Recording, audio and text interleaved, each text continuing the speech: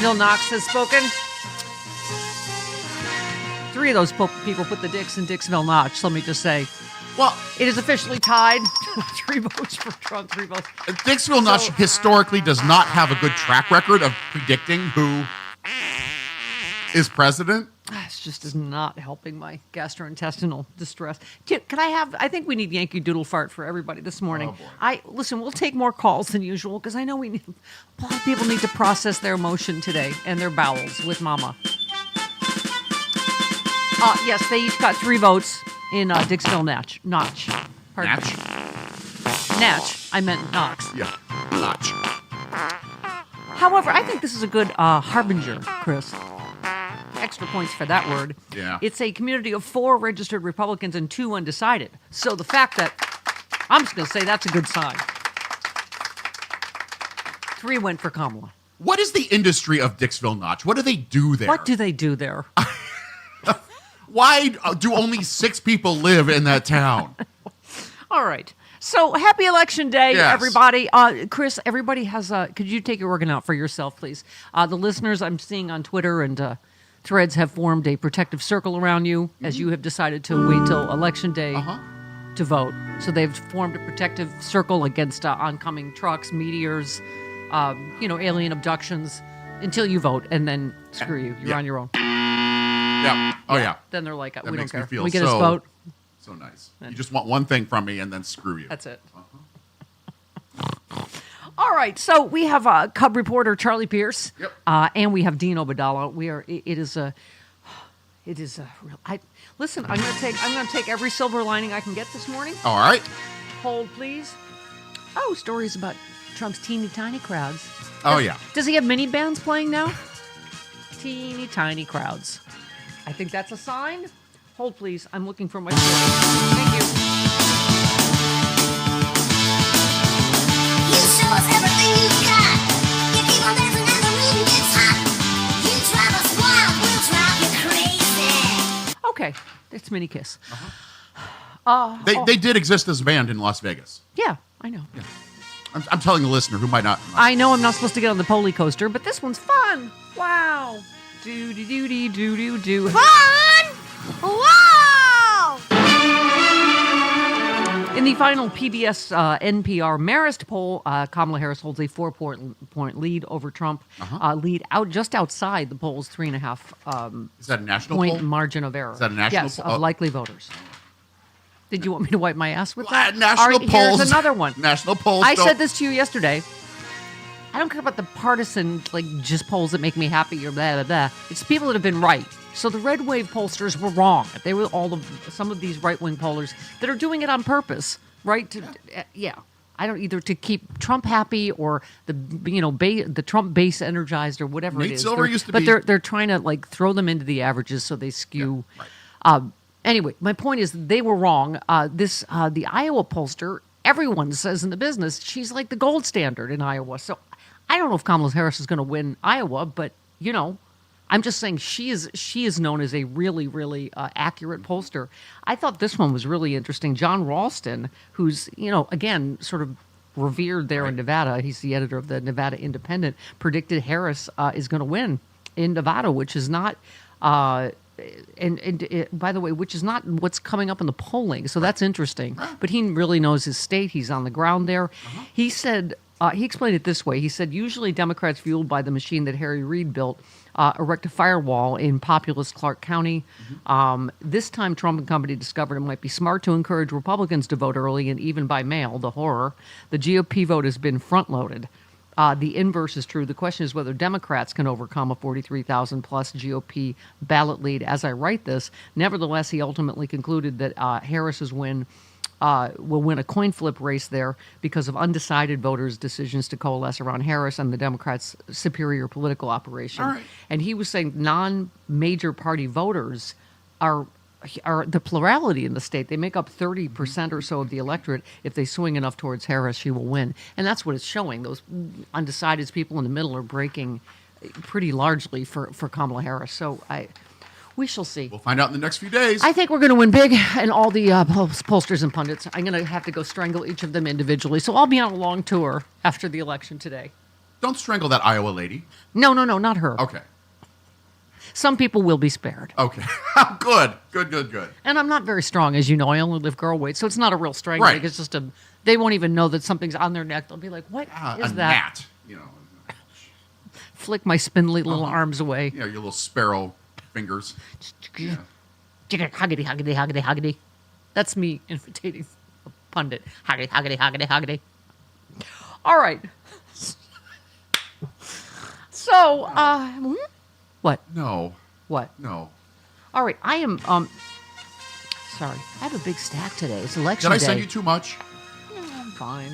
Okay. I'm saving the giant spider invasion for Frangela. Okay. Good. Just for something else to think about. Something else to be horrified about besides a Trump president. I can't even say it. The Philadelphia district attorney. Good. This is what we need. Yes. This is guy. what we need. This guy. Oh, you know, I'm fully going to be on the, what do you call it?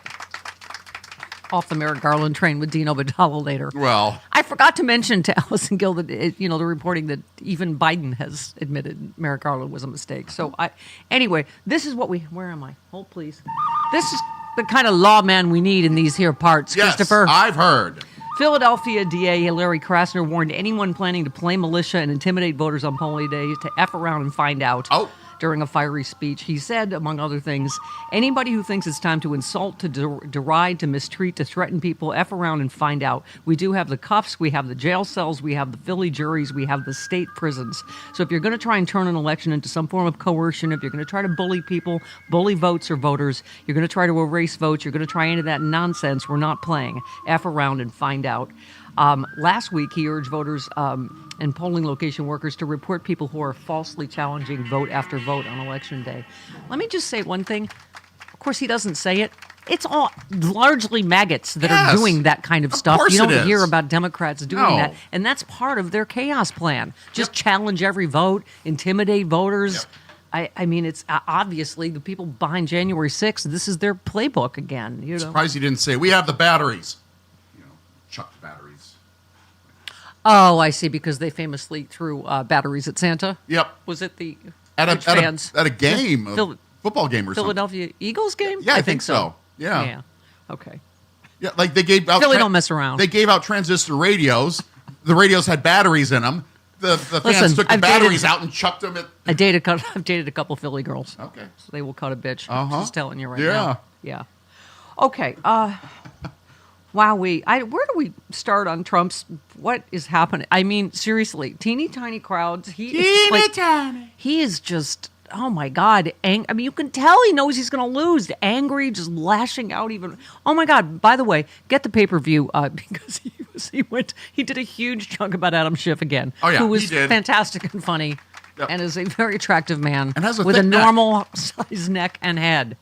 I dare say. This is his Thicker closing than argument normal. is going off on Adam Schiff's neck and head again. Yep.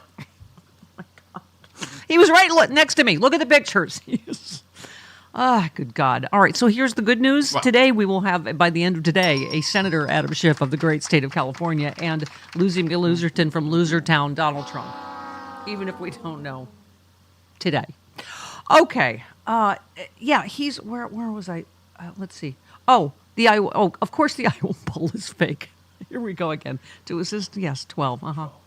Yeah. They just announced a fake poll. Hey, think of it. Right before the election, that I'm 3 points down. I'm not down in Iowa. Okay. I got $28 billion for the farmers. No, you didn't. $28 billion. No, you didn't. No, you didn't. Oh, my God, no, you didn't. Maybe Iowa farmers are finally waking up. He lies. Oh, my God, he's such a liar. But the John Deere factory, all of it. Farmers are the ones that were... Okay, don't even get me started. Tariffs, all that stuff. Okay, this, I don't know. I think it's good news that either he's just lying like usual or the people are telling him All right. he's ahead by a lot. There is not one poll that he's ahead by a lot. They're Yeah. either tied or she's ahead. It's his cheap salesman technique. Yes. He tells you what you want to hear. Yeah. We're leading by a lot. No, you're not. We're leading by numbers that nobody's ever seen Really? before. Some No one's people ever said, seen. I really don't believe these polls. This is going to be a landslide Oh? because, we did a great job for 4 years. Did we? This timeshare is leading other timeshares by a lot. By a lot. This is the best timeshare of all the timeshares. Please tell me this show's going to be over today. Can I have the tiniest of violins? This is about his crowd size. This might bother him. I'm not sure if it may. I think it may. But this may catch his attention. Oh, you can't do both? I can't do both at the same time. You can't poke him, man? No. Okay, fine. At a pre-election day rally here in Raleigh, North Carolina. Gosh, we had a huge enthusiastic crowd in Raleigh. We do. Trump was speaking at a venue that was about 70% full, a sight that has become increasingly familiar in the past week. You know what's interesting? In this story, they're saying the crowd size appears to have changed after the controversial Madison Square Garden rally. So he just had to have his Hitler rally, didn't he? He did. I love that a comedian might take him down. Yay! Okay. Oh, I'm sorry. No, I need more. In Raleigh, Monday, the first of his 4 rallies of the day, there were well over 1,000 empty seats and no line to get in. At his second rally in Pennsylvania, the arena appeared about half full, shortly before Trump was scheduled to begin. The timing of his address was later pushed back an hour. Please tell me we can get backstage footage at some point. He can't go out there now! There's only 7 people! And they look bored. 7 bored-looking people. Did you see the people behind him at the Raleigh rally? Yes, Raleigh and did rally. you see, who was it? Good Liars guys, our friends? Yeah. They were people all streaming Oh, out yeah, early. yeah. And he's just, and the cameras people now are like, when he goes, there's not an empty seat, and it just pans to all, empty seats. Yeah. Finally, some people are growing some balls. Listen, we see all you cowards that crawl out behind your rocks after we win, and just, all newly found your courage finally. Oh, you know what? We will remember, Christopher. We will remember where we were, who the heroes were at this time in our history, and who the cowards were. All right, I'm done.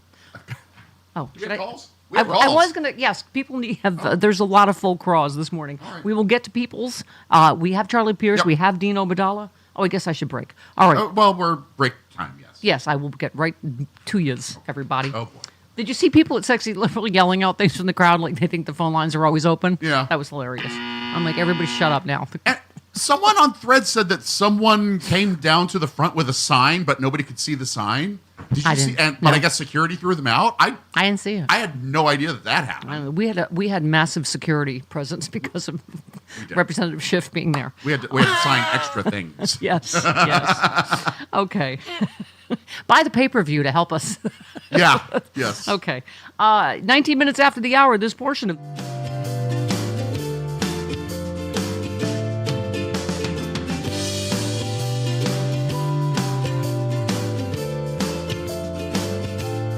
The most house barks you will ever see, house barksing anywhere in your general vicinity. Please share the show out. Send some likes and some loves and some, it's the cheapest, freest thing you can do to support the show. And you can also subscribe to the podcast, House Barks Podcast, Mega Worldwide. I think the phrase is wherever you get your podcasts, which quite frankly is none of my business. I'm not gonna peek at you through the bushes while you're getting your podcasts on. I'm just not gonna do it. Even if I had a podcast called Peeking Through the Bushes, I wouldn't do it. But especially not now, you maniacs, you beloveds. Don't forget to house sparks your way house sparks through this as you house sparks while you're house sparksing. But just a few months ago in a beautiful field in Pennsylvania, an assassin tried to stop our great movement, greatest movement in history. But that brush with death did not stop us by any means. It only made us more determined to finish the job that we had only just started.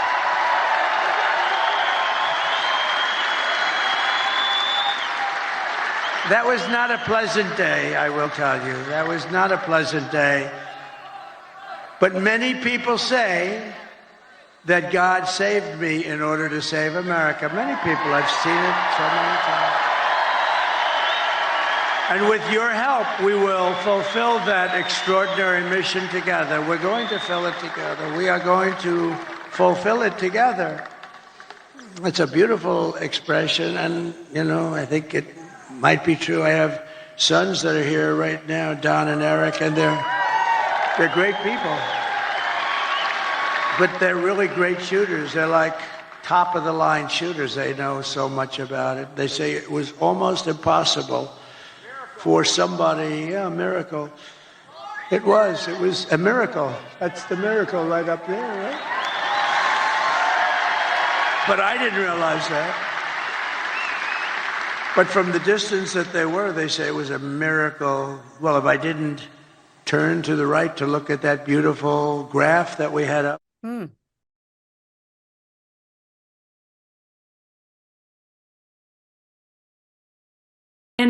I saw our speaker the other day on a video clip of them touring.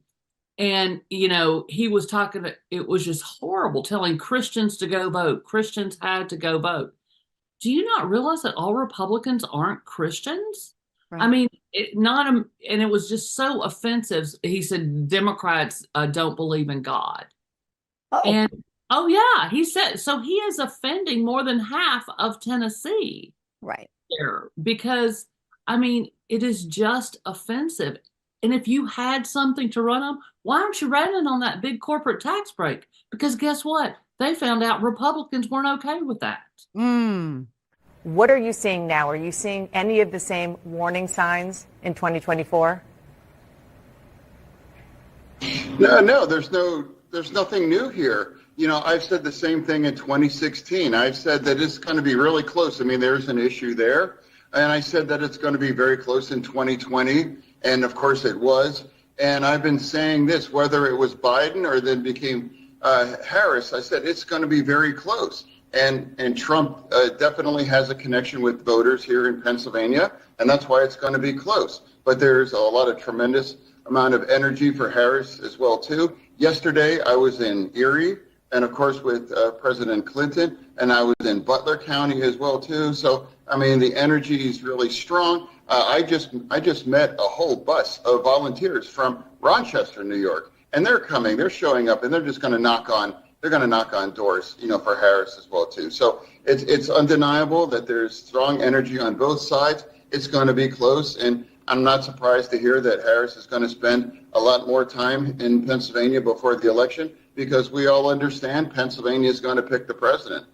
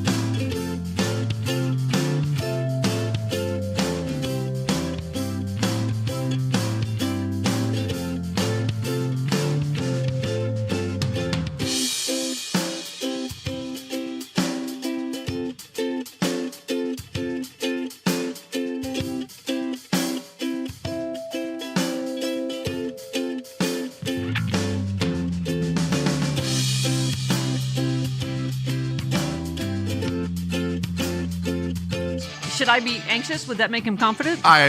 Listen, I'm both. Okay. I told you, I just long for an election cycle where I don't feel like every second I'm going to either have an orgasm or myself. So you're anxiously and sometimes confident. at the same time. Yes, I am nauseously optimistic. Okay. As Adam Schiff said at our show Saturday night.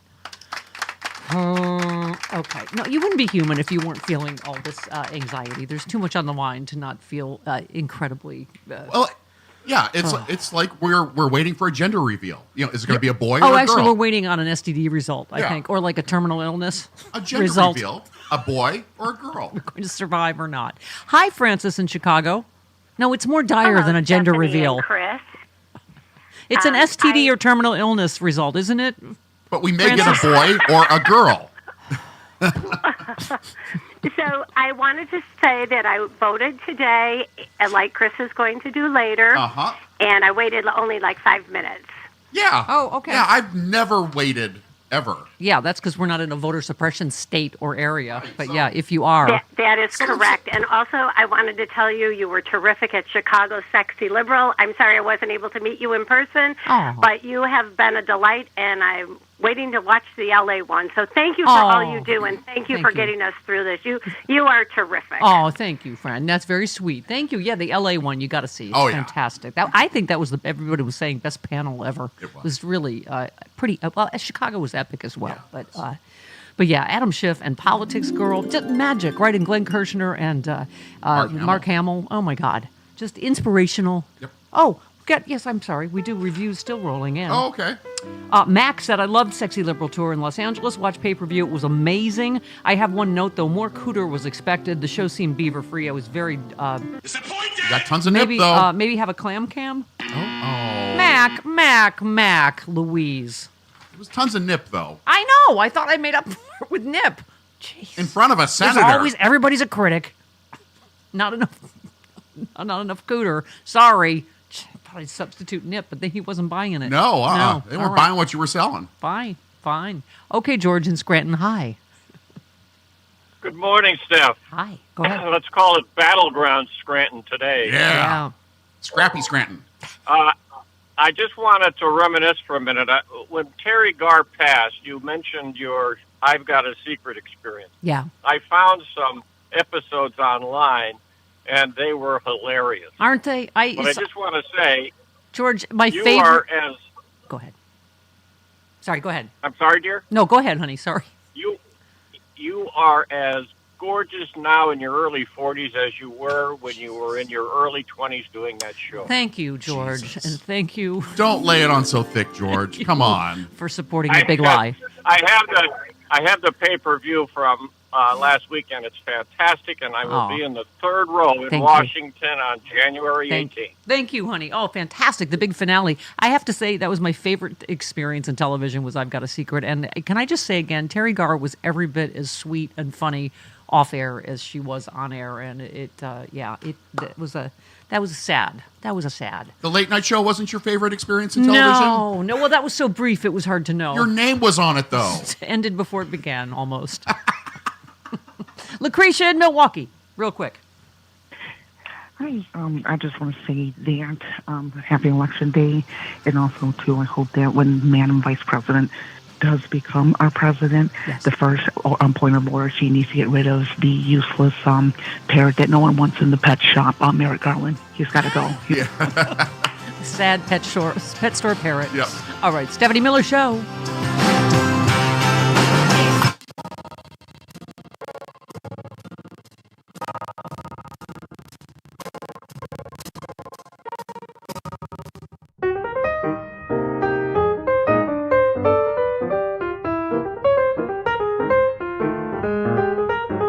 So the U.S. media is talking a lot about secession these days. That's this fall's clickbait.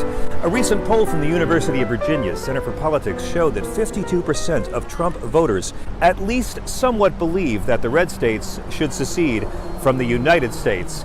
I'm still waiting for certain Trump supporters to secede from the Confederate States. But don't worry, though. No one's actually going to secede from their Social Security or their Medicare or their Medicaid or their pension or even their Obamacare. I know it's shocking, but some Trump supporters haven't actually thought certain shit all the way through.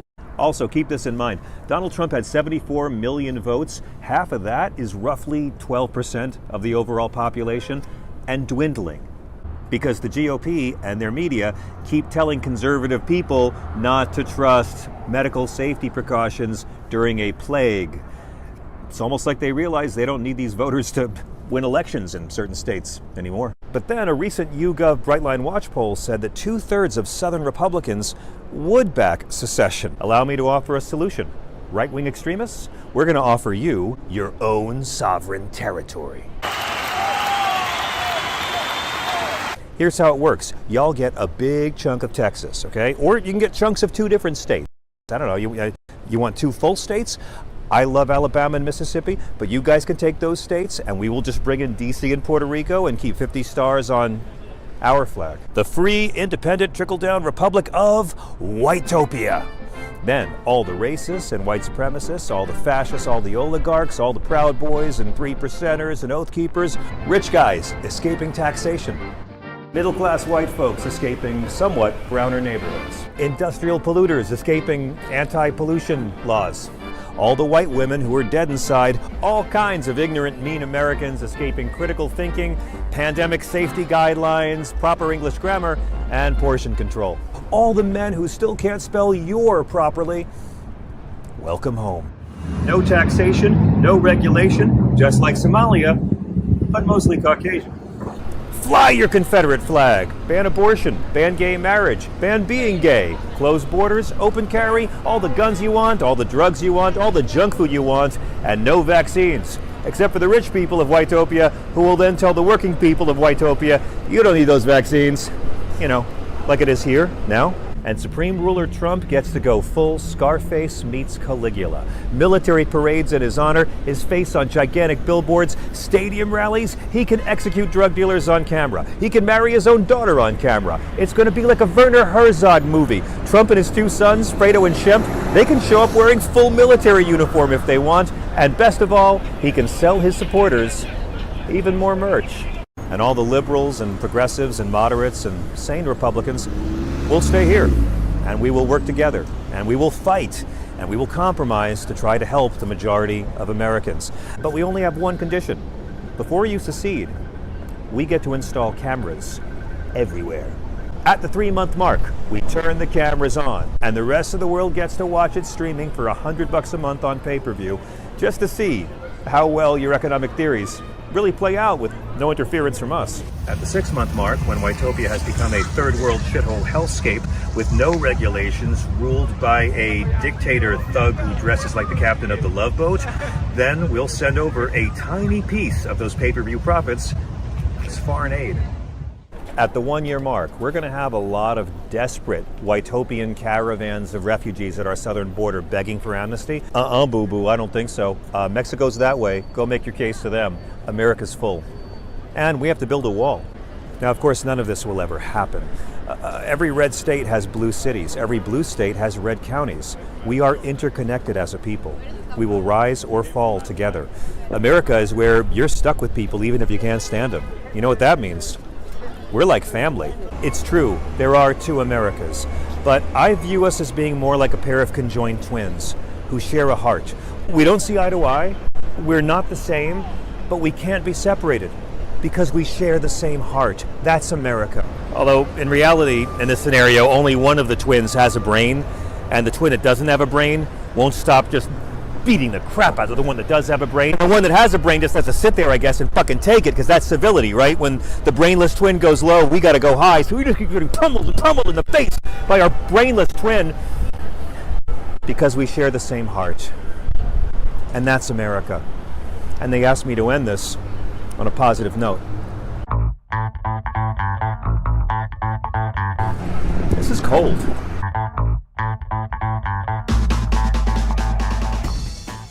It is early. But so a couple of things. You know what? It was a little bit of bait and switch because we were promised Cooter, but hey, we got Nip. That's right. So extra that's nip. good. Uh-huh. Yeah. Uh-huh. Right, extra Nip. And then the other thing, there was a sign, Chris. I forgot about it. Yeah. I couldn't see what it said. Nobody It's true. could. Nobody could see what it said, but I imagine what it said was, are you a Stephanie Miller fan? Okay. That's what I All right. Yes, that's gonna Yeah, I just didn't know if we had a protester who got in, who paid like the admission price to get in. We can joke about it now, but it really is a sign of the times. And Yeah. just, Trump going off on Adam Schiff again. I mean, seriously, if you knew the amount that we had to, spend on security, which we're happy to do because, dear God, he's a national treasure. But it just, we didn't used to have to live like this, Karen. It's a little comedy show, that gives to liberal causes. The fact that, everybody now has to spend a boatload on security is just a sign of the Trump times, isn't it?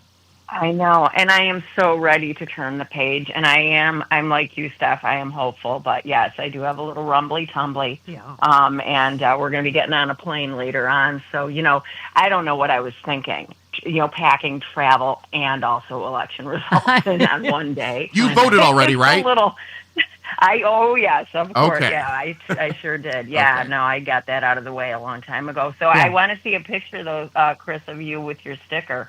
I can't wait to see that. I always post one. Mm-hmm. Naked. Now, because you waited till the last day, we want naked with a sticker. Yes. Definitely. But yeah, I think I am hopeful. But listen, if people are going out to vote and you encounter a problem, I just want a quick reminder: ACLU hotline is 1-866-OUR-VOTE. Yeah. Share it with everybody you know, because they are definitely trying to lie, cheat, and steal. Yep. This one again. So. Yep. Absolutely. Yeah. All right. Love you, Love sweetheart. you Fly safe. Happy to see Election you. Day. We love you so much. Thank you. All right. You too. I You can't too. believe I Mwah. missed a second shot at those tatas. Damn. You could have motorboated her. Yeah, I could have had a motorboat. I would have worn something really low cut too. Thank I you. had it Thank you. low- We could have had a motorboat morning Oh, here wow. on the Stephanie Miller. Oh, well. All right. Next time. Next time. All right. No, we would have totally had her in the studio. We just, wow, we are, just so people know, by the way, fine American Chris Lavoie not only did an amazing job at Sexy Liberal, but when Jody's gone, he does her job and his job. Jody, thank God Lonnie's here to run cameras. Run cameras, yes. I can't run the Chris is audio spinning board a- and the cameras at Chris the same is time. getting but- sound bites and booking guests and sending me show prep and a lot of balls in the air. And he has, I don't really understand everything over there with all the buttons, but a lot of other stuff there in production things. Okay, just stuff. That's me. That's my invitation of your job. Just my hand. This, something, This, that, yeah, whatever. This Yeah. and that. Uh-huh. Yeah. Well, thank you. They That's keep my the point. trains running on time. Yeah. Thank you. Like Mussolini. Right. Yeah. Right. Oh, by the way, Adam Schiff, that's the other whole reason for the pay-per-view. Not only his F-bomb, but his great story about Liz Cheney. He and Liz Cheney's text with each other. Yeah. Here she is. What he did a couple of days ago, he's never done before. Taking the step of saying, 9 rifles shooting her in the face, and he knows what he's doing. Yeah. He knows it's a threat. It's an direct attempt threat. to intimidate. Yeah. Obviously, the intimidation won't work. Yep. Yeah. Yeah. I mean, Yeah, she's stronger than that. She's not going to be intimidated by that. And I just have to say, I'm sorry, because he is an awful person, Donald Trump. He seems to attract all the most awful people. I'm glad. Oh, there's a big bag of rats fight. Laura Loomer's fighting with, who is it now? Oh, I forgot. Bobby Kennedy Jr. Yes. And Roger Stone. Yeah. Fight. Big bag of rats. You're all so awful. Oh, because the grifter is grifting the other grifter. Bobby Kennedy is raising money. Yep. So Laura Loomer called him out because he's grifting Trump supporters to pay off his Democratic primary debts, which I love that he's grifting them for money that's going to the Democratic Party, which is... So Laura Loomer, noted lunatic conspiracy theorist, called out the other lunatic conspiracy theorist, Bobby Kennedy. And then Roger Stone's on, I can't remember now, Bobby Kennedy's side because, of course, he wants to, up Kamala Harris. That's the only point of Bobby Kennedy. Okay. Let's move on. Just other awful people. I'm sorry. That was my theme. A former Navy SEAL, this right-wing douchebag. Yes. That was involved in the operation to kill bin Laden, seemed to threaten young voters with sexual abuse yesterday Sunday for voting for Vice President Harris. Robert O'Neill, this douche. Yeah. So Harry Cisan, one of the young Gen Z guys that we know, said, we're Gen Z voters and we all proudly voted for Kamala Harris. Real men support Harris. It was just a picture. He quoted a positive picture of a bunch of their voting stickers guys. and all that. Yeah. Right. And he tweeted at them, you're not men, you're boys. If there was no social media, you would be my concubines. So... Wow. This guy thinks he's being all aggressive and tough, but in reality, he's revealing his desire to keep young boys as concubines? It's all a little confusing. Okay. It's a thing that makes you go, I think he didn't mean to do that, but he did. did. I don't think that means what you think it means. Yeah. It's like the guy that yelled at, what's his name? Travis Kelce's brother. Right. That Travis Kelce is a faggot that's dating Taylor Swift, which I don't think he understands. That's not a thing. Okay. Yep. Ross in Kansas City. Hello, Ross. Hello. Hello. Hang on. Hi. Yes. Yep. Hello? Yes, go ahead. I'm sorry. Ross, go ahead. Anyway, hi. I was at the Kansas City show and the LA show. Wow. I'm a double dipper. You're a good boy. I know. Anyway, I actually met you guys, or I spoke with you guys in Kansas City. I wasn't able to it was sold out when I tried to get my tickets in LA. Anyway, so I lost out. But I have a prediction. Yes? I don't think Trump's going to go away. After all the shenanigans and all the nonsense that's going to happen, because he will do all that. Yeah. Of course. But instead of him going off in the sunset like we all hoped and then Wade Glenn Kirshner predicted, I think he will declare himself the winner and skip town, leave the country, and declare himself president in exile. Dictator in exile. And yeah. Then you remember he just said a couple days ago, Ross, he shouldn't have left. I mean, people. I know we get numb to him, but do you understand what he was saying? He shouldn't have left. He should have completed the coup by force. I mean, I don't know how he would have done that, but whatever. Right? Well, yeah, but I just think like what he'll do, because think about this: if he's a president in exile, he can continue his chaos. He can continue to grift his MAGA people. Yep. He can pretend to still try to stay relevant, and he can be martyred. He martyrs himself by doing that as well. Yeah. Oh, he loves to be a martyr and a victim. Yep. Oh, I mean, it plays into everything. It you does. know? And so it seems to me that would be the logical thing, and I think it might actually, if Judge Rashawn actually sentences him earlier, like before January 6th, yeah, he'll jump town earlier, which would be the good thing, you know. And then that anything that whole ends up involving Dog the Bounty Hunter would be great. Okay. Yeah. Well, Ross, are they that would be still kinda laughing fun at to me see in him Kansas get, City for ordering broccoli at the barbecue restaurant? They're still laughing. Yeah, that is kind of unforgivable, but that's okay. You don't do that at Jack You know what? Stack. I dream about that broccoli, though. It was really good. It was steamed, and it had Was it good broccoli? Parmesan cheese on it. It was fantastic. Yeah. Well, they have- they have, What's it called? Jack Stack. Good onion rings. Jack Stack. Yeah. Jack Stack's good onion rings. That's what they get. That's what I heard, but I've never had an onion ring there. I don't do deep fry. Yeah, they got good sides. All right, go have some broccoli in honor of Mama. I had some. I some will like. happily do that, I had some corn that was swimming in melted cheese. That was like insanely corn. good. The cheesy corn. Yes. That's their thing. Yeah. Apparently, cheese is on everything. Well, it's Kansas Love City. you, Ross. All right, go have some election day victory broccoli for me at Jack Stack's. No. I really was yesterday. I was thinking I got to go to the store and I got to call Jack Stack. How exactly do you make this? Do you know how to? You don't know how to steam broccoli? I do, but I feel like they did something special. It was just the right, al dente, and it had the little sprinklings of Parmesan. Oh, so good. Well, you could, get a wedge of Parmesan from the store, and Oh, that's true. I mean, I have. Okay, never mind. Karen, don't use the shaky stuff. That comes. Shaky. No. I have shaky No. stuff. Karen in Philly, what's going on? Oh, hi. Boots on the ground here. Yep. So my sister and I have been volunteering at Kamala headquarters in West Philadelphia for the last 6 weeks. Good for you. Started out slow and ended up just fantastic. Buses from D.C. and New York, people flying in, driving in from everywhere. We even had a couple people fly in from Europe. Wow. And just to go out to canvass. And the whole state, they knocked on 1 million doors, not just my district. So what we say here is that the election hinges on Pennsylvania, Pennsylvania hinges on Philadelphia, and Philadelphia hinges on West Philadelphia. And tell Frangela that the black grannies in West Philadelphia are so wonderful. I just want to cry every time I hug them and shake their hands. They're fantastic. Philly's going to crack America's Liberty Bell today. I'm just telling you. Absolutely.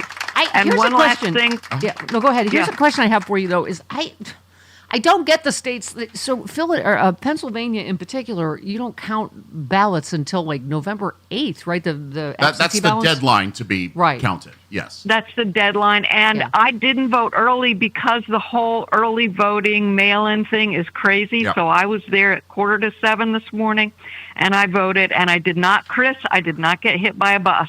There you go. See, people seem to think that you're automatically going to be hit by a bus if you vote on election day. Could be a cement truck. Could be, you know.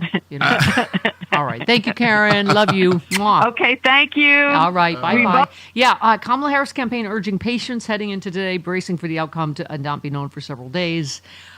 They said early results Tuesday night. So some states we will know early tonight from Georgia and North Carolina, as well as other states like Virginia, Florida, Ohio, and Colorado will be informative, but urge caution in reading too much into them. Right. By the end of the night, the campaign expects near complete results from Georgia, North Carolina, and Michigan, as well as partial results from Pennsylvania, Wisconsin, and Arizona. But ballots will continue to be counted for many days.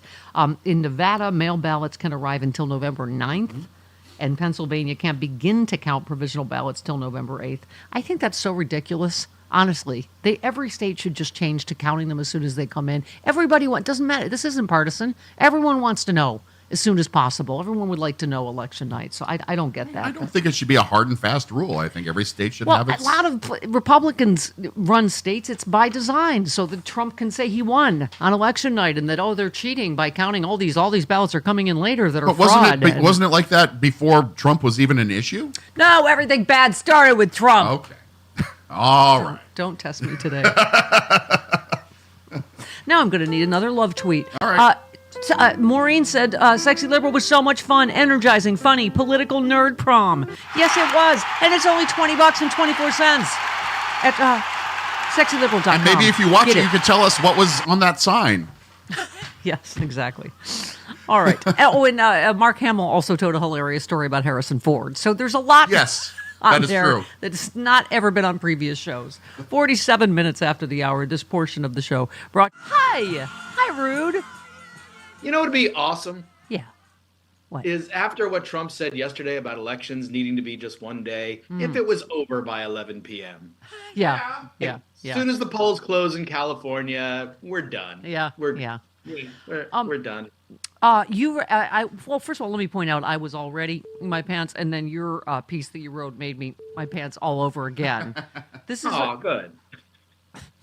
Seriously, the most terrifying piece you've ever written. Donald Trump will want to kill us if he's elected, and he can do it. You went very dark. I know. But it's true. If you want to have the bejesus scared out of you, read Pundit's piece. But there is no. I mean, someone else. It's not, as you said, there is no hyperbole too hyperbolic for this moment. Dr. Jack Brown tweeted, "We all need to be in this fight. We're balancing on a knife's edge in a very real sense. It's August 1939, and we're in Germany. Our actions and inactions will decide the fate of millions. We must not sit on the sidelines and say in polite voices, 'I don't get involved in politics.'" Yeah, go ahead. Yeah, well, and all those people that are saying, "Well, he's not Hitler, and it's like Hitler didn't start with the Holocaust. There was a whole lot of stuff before that got him to that point. He had a practice run, went to jail, got out, right, and was elected.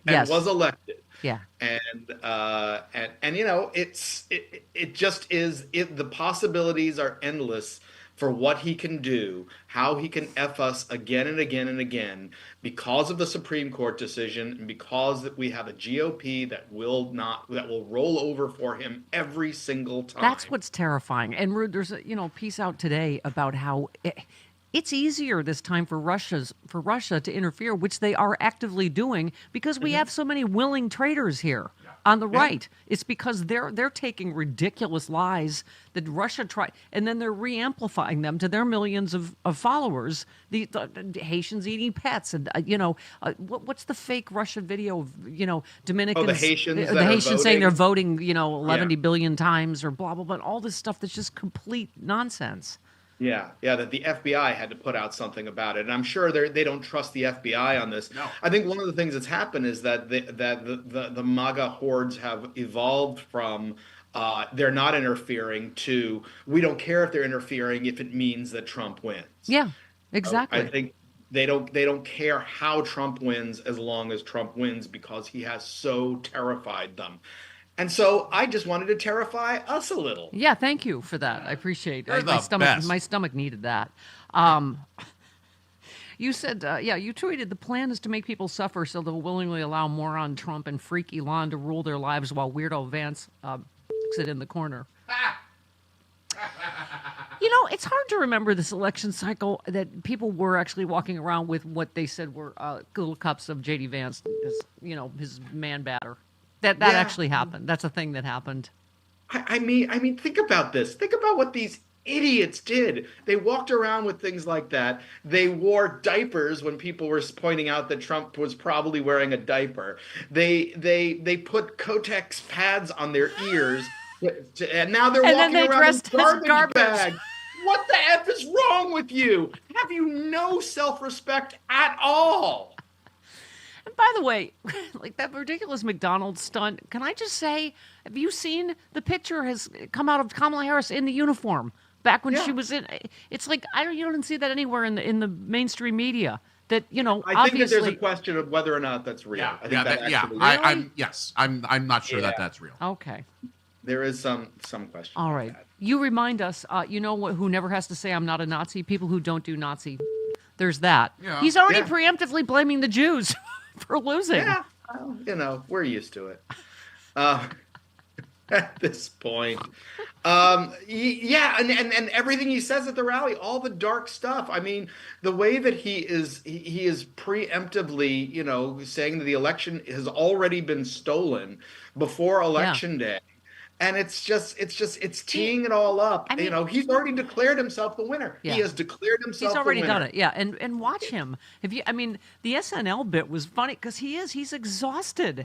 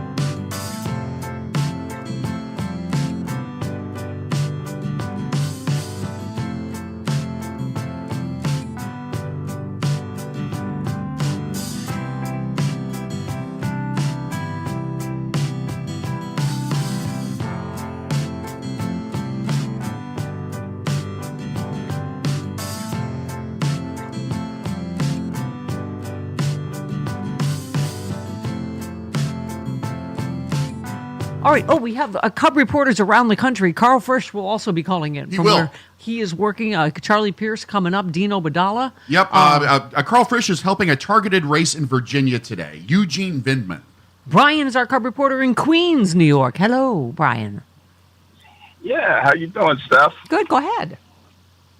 Yeah, I'm just listening to you and so forth, and you know, you said that America will make the right choice tonight and elect Harris. I'm hoping for it as well. Some of the signs that you said, if you could explain some more of, you know, how she might pull this out or how we might just win this, especially Pennsylvania. Yeah, I mean, again, Pennsylvania might be one of those that we don't know since they don't count provisional ballots until. I think Pennsylvania is why we didn't the know 8th. for 4 days Yeah. in 2020. Yeah, Pennsylvania, what's up? Oh, by the way, a key Trump campaign staffer in Pennsylvania was fired from his job last week after he was exposed as a white nationalist who made racist statements online, which normally the key part of that sentence is was exposed, because otherwise that would get you a promotion in the Trump campaign. Sure. But it's only because it came out in the press. Yeah, that then because he they- got caught. Yeah. It's just it's like the comedian at Madison Square Garden who was vetted and his thing was put in the teleprompter was suddenly a coffee boy. Right. Oh, do we still have coffee boy? I think we have a jingle for Donald Trump. So little time, so many coffee boys, so many people that just got coffee that he has no idea who they are. Never met them, didn't know who they are. Coffee boy, oh my little coffee boy, I'll be true to you. Aww. Rocky Mountain Mike, everybody. Hey, Rocky Mountain Mike. Hey, guess what I'm going to do? I'm going to play Nazi Trash in hour 3, everybody, because we haven't played it in hour 3. It's a whole different audience, drive time, everybody. Good morning. Hi. Hi. Well, as both I and Buzz Burbank pointed out on Twitter this morning, the era of the Trump rally is over. Yeah. Let's hope so. And I had Ed McMahon. I hold in my hand the last Trump rally. But anyway, it reminded me that I have all these Trump bits, and I need to have a closeout sale. I'm probably going to go on eBay Yeah. and sell all the Trump bits and songs. Yes. Hopefully. It's a lot. Cross. Yeah. All right. What am I going to do with the rest of my life?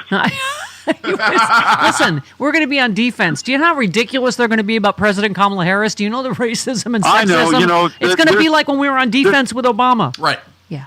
There's going to be plenty of Nazi weirdos to make fun of. Yeah, exactly. All right. We're readying Nazi trash for hour 3. We love Good you. luck. We love you, Good Rocky luck. Mountain Mike. Yeah. Thank you. Okay, there Love he you. goes. You're the best.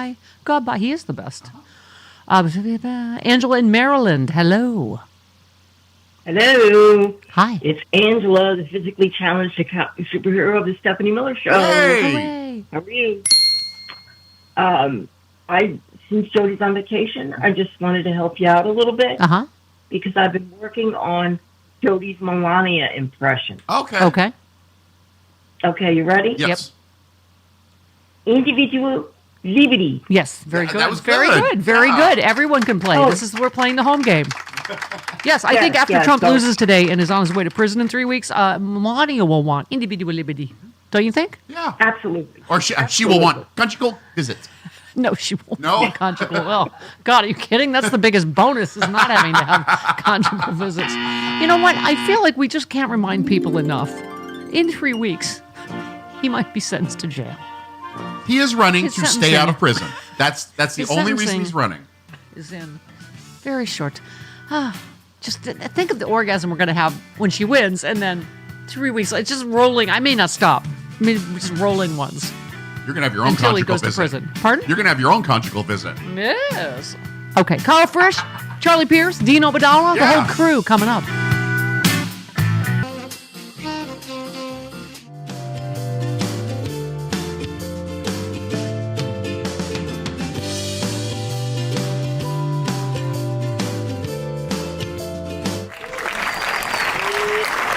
What this film does, which no other film to date has done, it weaves through all of these narratives. What the Trump lawyers were doing as part of their Kraken strategy. There was the Stop the Steal movement, the Proud Boys, and then the Oath Keepers, and the 3%ers, and all these militia groups, and how it organically moved and culminated in what was January 6th. This is that story. Did you have any idea? I mean, after all you had witnessed, do you have any idea the scope of the violence that you would witness that day? No, I didn't. That's why I'd been at a bunch of these rallies before, and I've seen a lot of fighting, and I thought there was going to be a confrontation with Antifa again. So, and I thought that would be after dark. So I did the whole day just with a bag of cameras and batteries, and none of the protective gear that I normally bring to a protest, riot, whatever we thought it was going to be. So the whole day, I'm there in a jacket and jeans and boots. That's it. It's amazing to watch the film and see how the Trump media industrial complex gave birth to this nasty little subgroup, and this was the wave that carries Trump's rickety surfboard of fraud along this long cascade that somehow all the lies coalesced and stopped the steal. And it seems so prescient to me that you were there filming and documenting this whole bunch of knuckleheads the entire time. I have to ask, what were the series of events that led you to decide you wanted to make this particular film of these particular Trump supporters? Because watching this footage, thank God you were there. Well, I've got to put this in context a little bit. So my partner in many of these films is a guy called Sebastian Junger, and we've worked on films such as Restrepo with our colleague Tim Hetherington. Great film. And where Tim and Sebastian spent 15 months at a forward operating base in Afghanistan.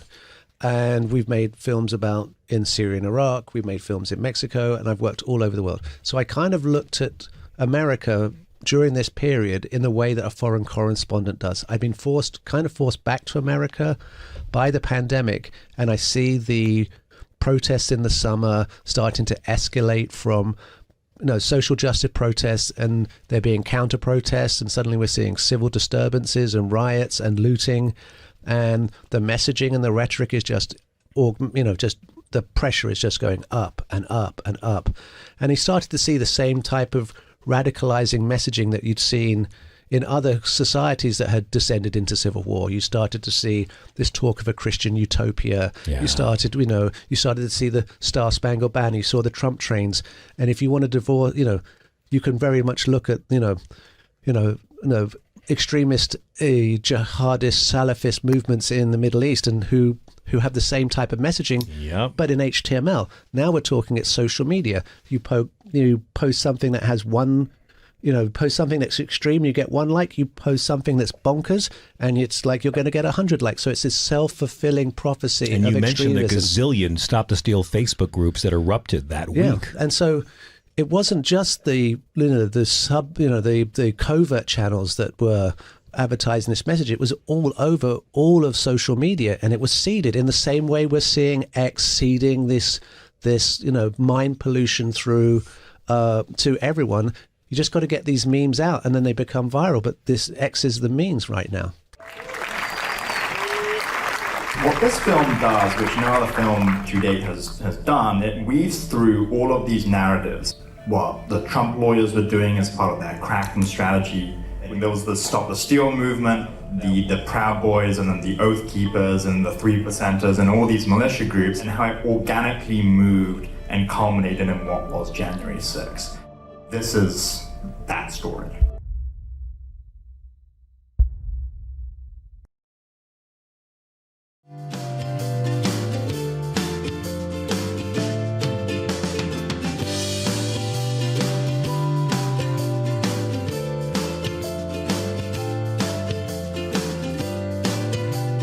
Joe Biden, in his strategic wisdom that has not failed him his entire presidency, held the line while they were busting his ass for 6 weeks till they chose two major points happened.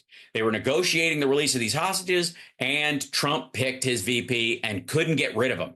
They didn't pick him, and then he had 24 hours till the thing, and then he could swap him out at the last second. He's stuck with this dumbass. And once he was stuck with him, and you know what the ticket is, he's like, whoop, I'm going to go. You got it. Tag team. And Trump says, it's like you're fighting a prize fighter, and then you're making progress, and then they replace them with a total prize fighter. Now, never mind the idea that A, that's not how that works, and B, if you're exhausted and you're saying they're bringing in somebody fresh, all you're doing is admitting to your exhaustion, right? More than anything. It has nothing to do with them. Secondly, it's tag team wrestling, dumbass.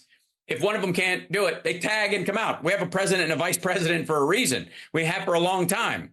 If you don't believe me, ask Nixon. If you don't believe him, ask fucking Reagan into Bush 1. Like that's the point. That's what if you have a strategy, that's how you work it.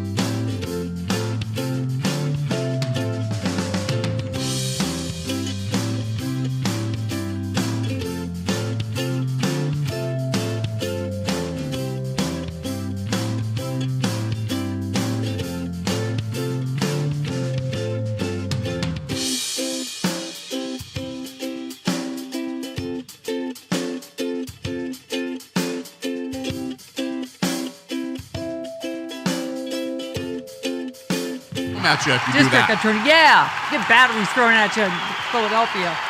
No, you don't. Only Santa. Hey, looky, we had a cub reporter on the ground. Yeah, we do. Carl Frisch. Hey, Carl. Reporting in from. Good morning. Are you in Virginia? I am in Woodbridge, Virginia, which is Northern Virginia. Yep.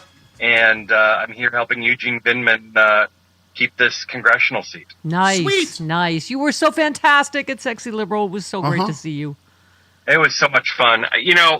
I gave Trump a lot of garbage for dancing for 30 minutes to Pavarotti's Ave Maria and other great hits. But there's something to be said for it. It's kind of soothing. Yeah. To stand up there and just sway. That was Even your for 2.5 idea. You and minutes. Bob Seska and Jody Hamilton came out to Ave Maria and just wandered aimlessly for a while. It was hilarious. You haven't lived until you've entered to Ave Maria. Exactly. Carl, how you feeling? What's the haps? How you feeling on the ground there? Well, things look good here in Northern Virginia. And, we've got 2 red to blue congressional districts in Virginia this cycle. I'm here helping Vindman in Virginia 7th. And I think it looks really good here. It's going to be closed. But I was at a canvas lunch this morning with Abigail Spanberger, the next governor of Virginia. And a lot of really excited people to get their turf to go knock on the last doors they can before this election is over. Got up bright and early to get out here and make it happen. And there are a lot of people doing it. Everybody I know is out doing something.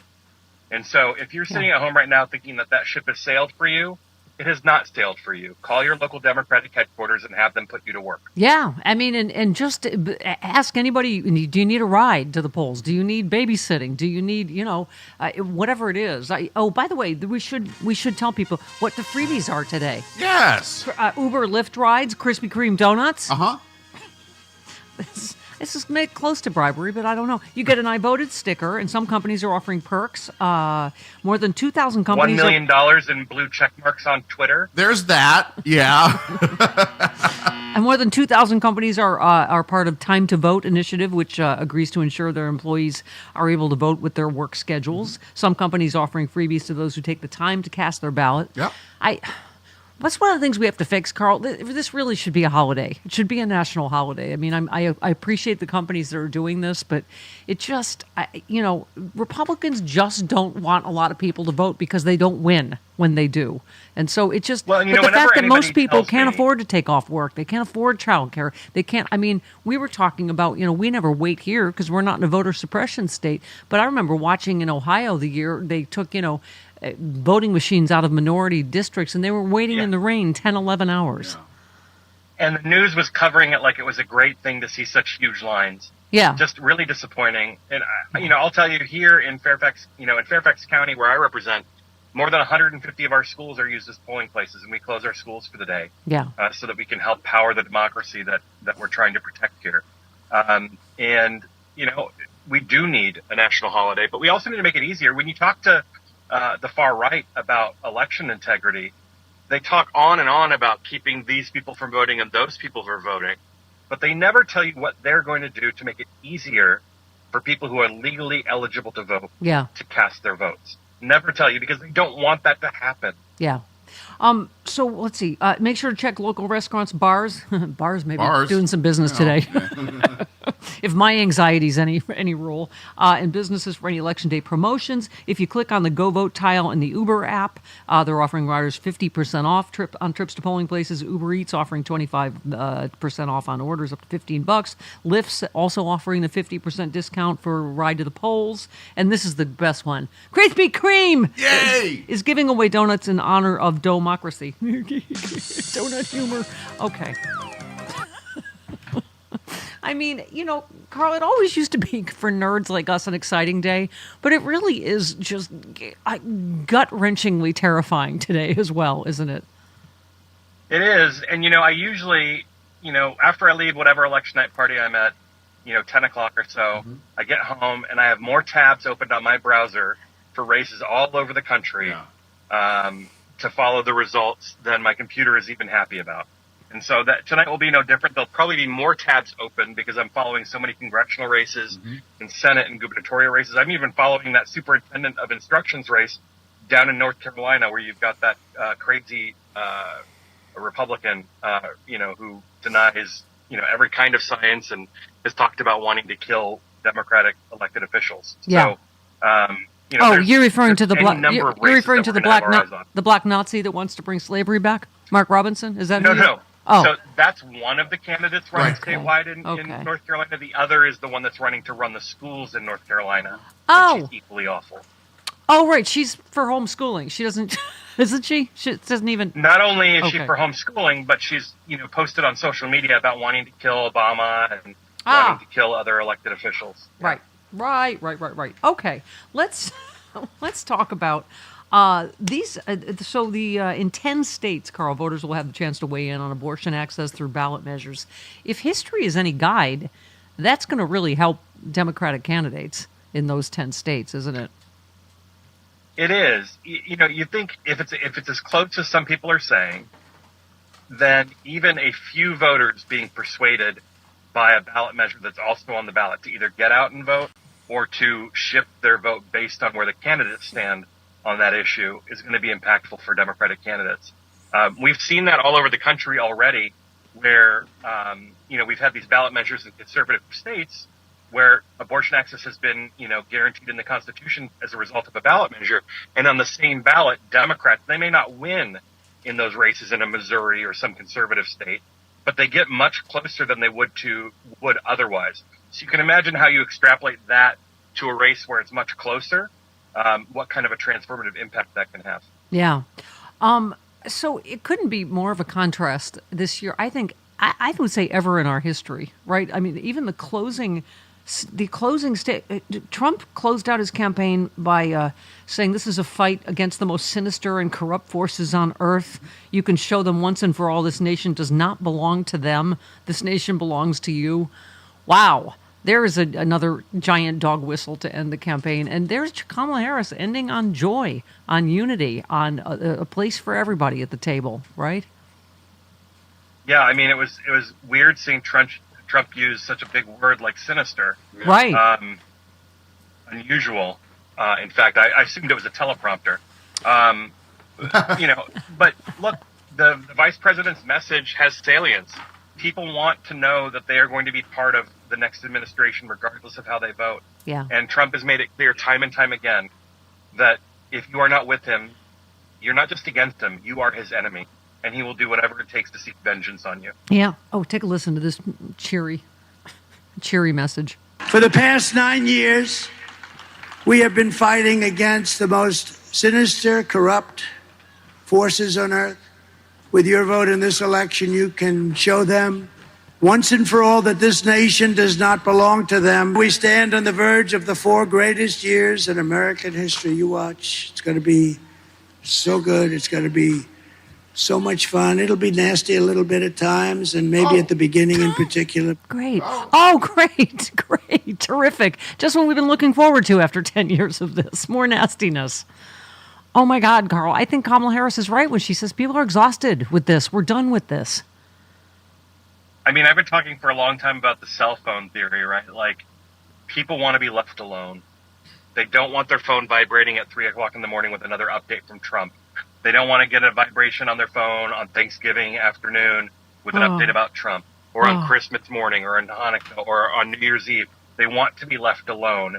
And if anybody forgets anything about the Trump administration, it is he would not leave us alone. Every day, the conversation had to be centered on him. So I think it's time for us to go cast our ballots, if you've not done so already, so that you can protect the American people from Donald Trump, whether he likes it or not. And by the way, here's J.D. Vance continuing the name calling. First of all, didn't he, after Madison Square Garden, say, oh, everyone needs to lighten up and be able to take a joke? Right. And then, Biden misspeaks and corrects himself. And he's like, oh, you call this garbage. And now here he's calling the sitting vice president garbage. Our message to Kamala Harris is very simple. The citizens of this country, they are not garbage for thinking that you're doing a bad job. The citizens of this country are not racist for thinking that you ought to close down that damn southern border. The citizens of this country are not garbage for wanting to be able to afford groceries and a nice place to live. But in 2 days, we are going to take out the trash in Washington, D.C., and the trash's name is Kamala Harris. So it's okay when they do it. Even if you ignore the name calling there, every single bit of what he just said was a lie. Donald Trump killed the border bill that would have strengthened our national security. Donald Trump will help give tax breaks to the multi-billion-dollar corporations that are price gouging us on groceries and health care and insurance and everything else that we're paying through the nose for. Kamala Harris has a plan to take on all that.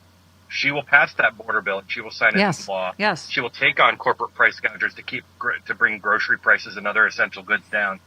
These are real plans that she's put forward. Everything that Trump offers is grievance. Yeah. I did it as a bit Saturday, but if they could more like surgically alienate more groups of people. I was asking if their closing gambit is J.D. Vance doing a door knocking campaign. Just, you're a, and your mother's a whore. By the way, can I your couch before I go? Vote Trump Vance. Thanks. I mean, Do you remember the game Operation? Yes. Ow! You hit my Their funny version of bone. the game Operation. What? Their version of the game Operation is when the sound doesn't stop at all. Yeah. Ow! That's my funny bone. Okay. Yes, we are Operation Game Age. Thank you. Carl, thanks for leaving it all on the field. Yes. You're still out there on the field. That's right. Yeah. Right now I'm in a parking lot on my way to do more field. Yay! Yes, making it into a field of dreams. If you build it, they will come. That's what Carl Frisch is doing. Always. Yeah. Always. All right. We love you, Carl. Thank you, Carl. All right. Talk to you soon. Okay. Bye-bye. If you want Bye. to see Carl dance to Ave Maria, get the pay-per-view special. And also YMCA. Yeah. And the double-handed J dance. Yeah. That's awesome. All right. 18 minutes after the hour of this portion of the show, brought to you by Dr. Mo. This is very exciting.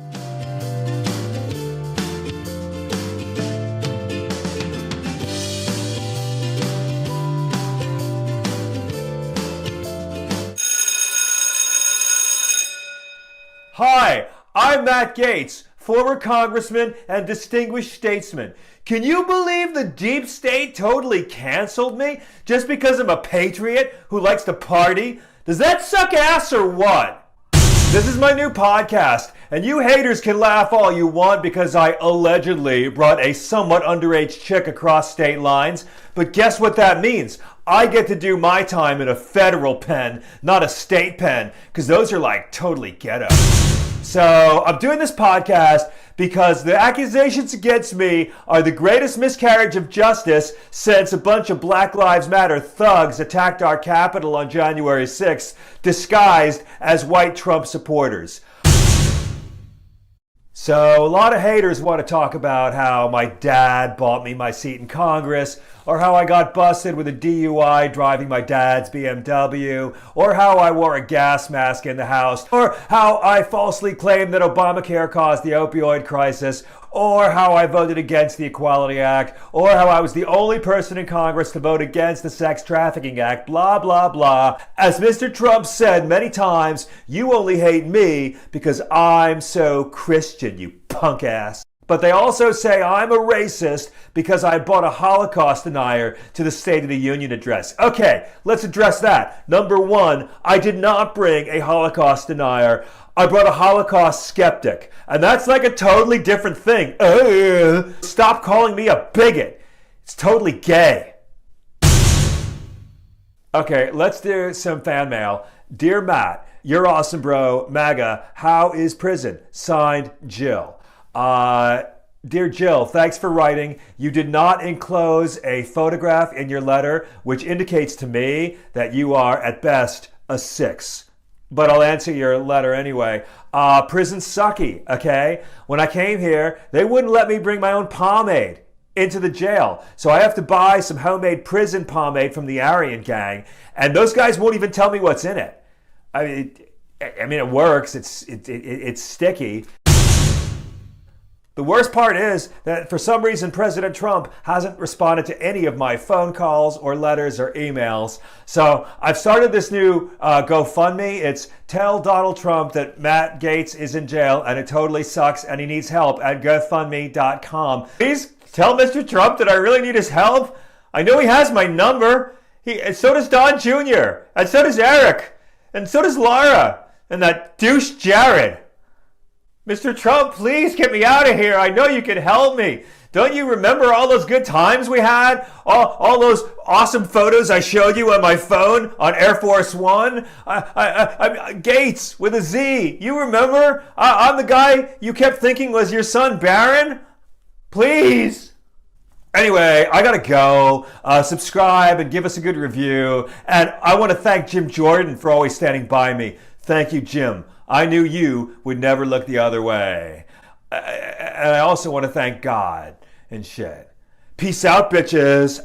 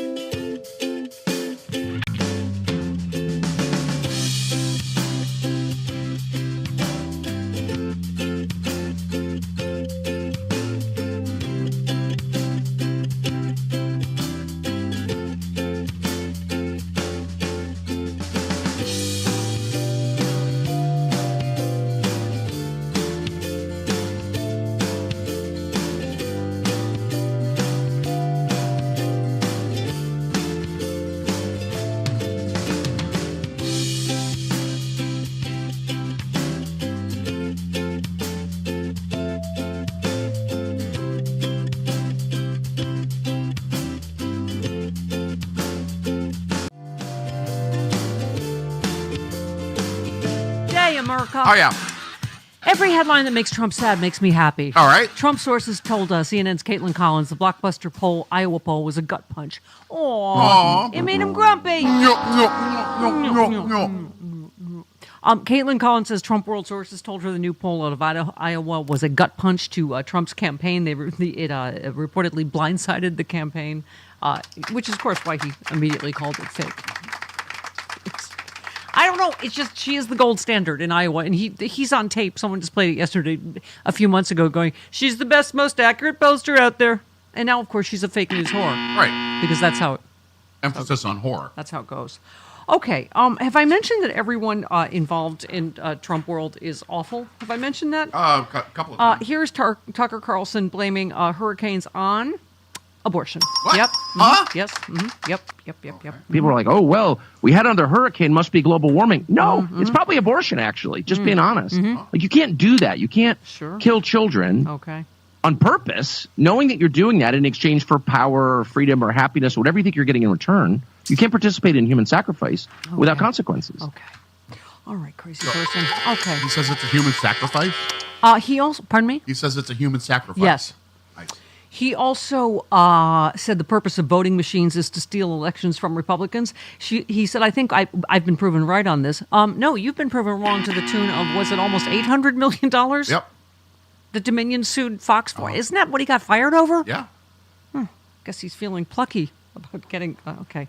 He said, and we have every reason to be suspicious of electronic voting machines, and don't let anyone tell you otherwise. Okay, well, almost $1 billion did tell us otherwise that Fox had to settle for, but okay. Yep. Wow. What do I keep saying? They are not preparing to win. They're preparing to cheat. They're preparing to already claim, right, that it's been stolen, that the machines, that this, that, all the same stuff. And the Democratic Party and the Kamala Harris campaign, they're both ready for what's coming. Republicans bring back fake electors in battlegrounds. More than a dozen fake electors from 2020 are back this time. Thanks, Merrick Garland. Sorry. I'll wait till Dean gets here. You have a bugaboo about Merrick Garland. I do now. And several election deniers are among the new prospective Trump electors. Here's the things that give me some sliver of hope, Christopher. First of all, Kamala Harris will be presiding as the vice president this time, not Mike Pence. Adding to the deterrent effect is a law signed by Biden in 2022 that aims to eliminate the potential for alternate slate being counted by Congress. And prosecutors have shown they'll bring felony charges in many cases against those who falsely pose as electors. The return of false electors as Trump's 2024 designees is another sign of his expanded grip on the party. It does show a lack of regard for criminal and ethical problems with doing this. Okay, then fine. You're going to go to jail, too, for someone that's going to lose again. Do not pass go. Yes. Michigan Attorney General Dana Nessel has brought felony charges. She's one of the great ones out there, I got to say. And those cases are ongoing. So, okay, slap some new charges on there. Idiots. Okay, Kevin in Indiana. Hey, Kevin. Hi, Kev. Hey, guys. Hi. How are you? Good, go ahead. I just wanted to let you know that I followed your advice, and I called my county elector to make sure that I was on the voter roll. Uh-huh. And then I voted this morning. Yay. And one thing that is true about this part of Indiana is there's far less Trump signs than there was 4 years ago. So it gives me cautiously, hopefully, nauseously optimistic. There you go. Yeah, there's It's important that we remember what happened in that courtroom in New York. Yep. His pecker leaked on the stand. Okay. Stormy Daniels bitch slapped his sorry ass Oh, a second time, and he didn't like it. Okay. And because Mike Johnson stayed and Ron Johnson didn't, even his Johnson is shrinking. All right. Thank you, Kevin. Prepared material for this morning. That's funny. He brought a comedy dish to pass. He did. It was potty humor. I mean, I get that all those are anecdotal. People's, we've gotten reports of that for months now about just less everything. Trump signs, the rallies are, much smaller. It's hard to know, I guess we'll find out today. It is just anecdotal. So. Right. And polling, got you polling right there. Unless it's a pollster from Iowa. Yes, that I like. All right, 29 minutes after the hour, Charlie Pierce next.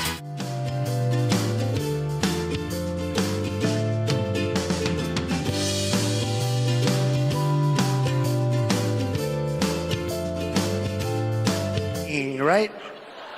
I come in, and here's the problem. I said, oh, man, it's too low. I said, too low. So I had to go. That's just, it's obscene. I mean, it is. But he's running for president, right? So is he doing this stuff because he doesn't care? Is he doing it because, as Sherman think nobody cares? Could it be? Not what I think. The polls say. Let's be clear. Could it be that he actually doesn't want to be president? Wouldn't it be interesting if it turns out he's doing everything he can not to be president? That would be interesting. He still winds up winning? Because you can't tell me that filleting a microphone is in anybody's playbook for anything. Am I wrong? Somebody's playbook, clearly, but should not be the playbook of a presidential candidate. Or anyone else. Or anyone else. And look, I mean... Is that what he was doing? Are we sure about this? My God. If we have to have the question 2 days before the election whether or not the president was filleting a microphone, we might have lost the plot. That's where all of you all went. Look, he's well known to be very, very picky about the microphones and the audio, and he was obviously complaining that the thing was too short.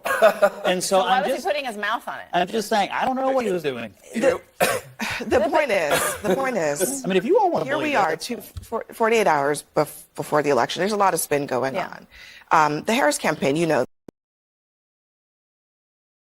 believes there's a shift happening, and shifts do happen in these final days. Donald Trump experienced it in 2016 to his benefit. I've had a few people reach out, so I figured I'd jump on here and just let everybody know that was me driving President Trump's garbage truck. There's me with Vivek right there, but I gotta say it was an honor and a privilege to drive Garbage Force One. President Trump is just a normal, everyday guy. He hopped in, no problem. He looked at me. He said, give me one of these right here. And we don't have one of these. We have one of those. So I honked a couple times, and he laughed. He said, how about we take this bad boy through McDonald's? And I said, sir, I don't think she'll fit in the drive-thru. He said, it's all right. I used to work there. And he turned to me, and he said something, and I'm getting chills just thinking about it. He said, this is really sticking it to Joe Biden. I said, yes, sir, it is. So, Joe, consider this a message to you, because you called us garbage. In order to prove that we aren't garbage, we got a truck that hauls garbage. Now, does that sound like something garbage would do? Would be to drive around in a truck that hauls garbage? I don't think so. You made a mistake, Joe. You can't call a group of people garbage unless it's meant to be funny. And in that case, those people need to stop being so soft. Maybe get a sense of humor. But if you call me garbage, that's offensive. And you should consider what it's like for people's feelings to hear that. You might as well call me Oscar the Grouch, because you done pissed me off, Joe.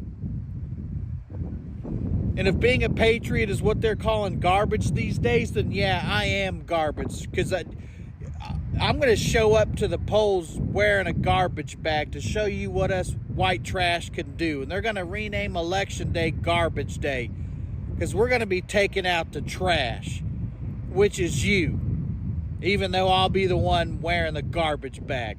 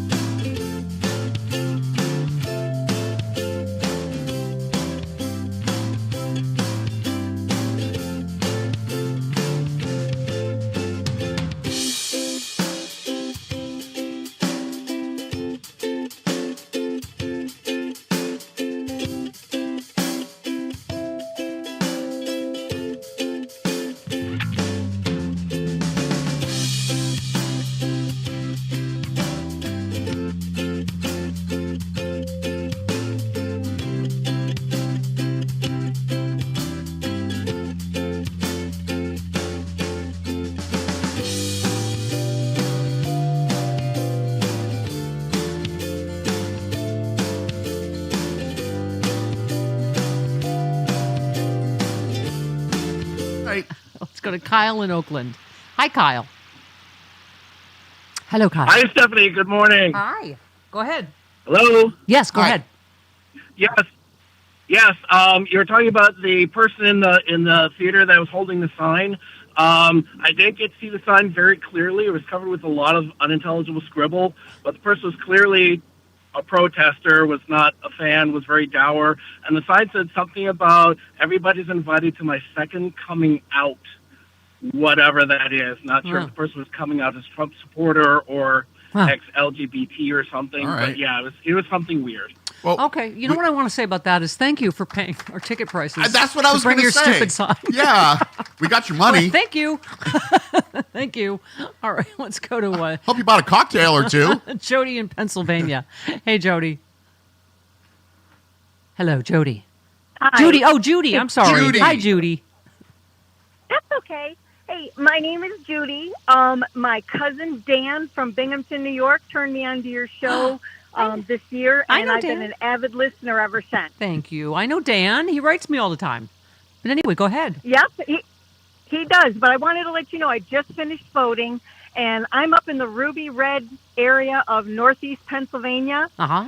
And when I went to the voting area, there was a wonderful Harris Walls table. Uh-huh. Not a Trump or Republican table anywhere. Ah. There were 2 other tables for minor elections, but you didn't see anything. And here in Northeast Pennsylvania, I'm going to say the same thing. There's probably a quarter of the Trump signs that used to be out 8 years ago and 4 years ago. Yeah, and also, you know, thank you, Judy. Appreciate that.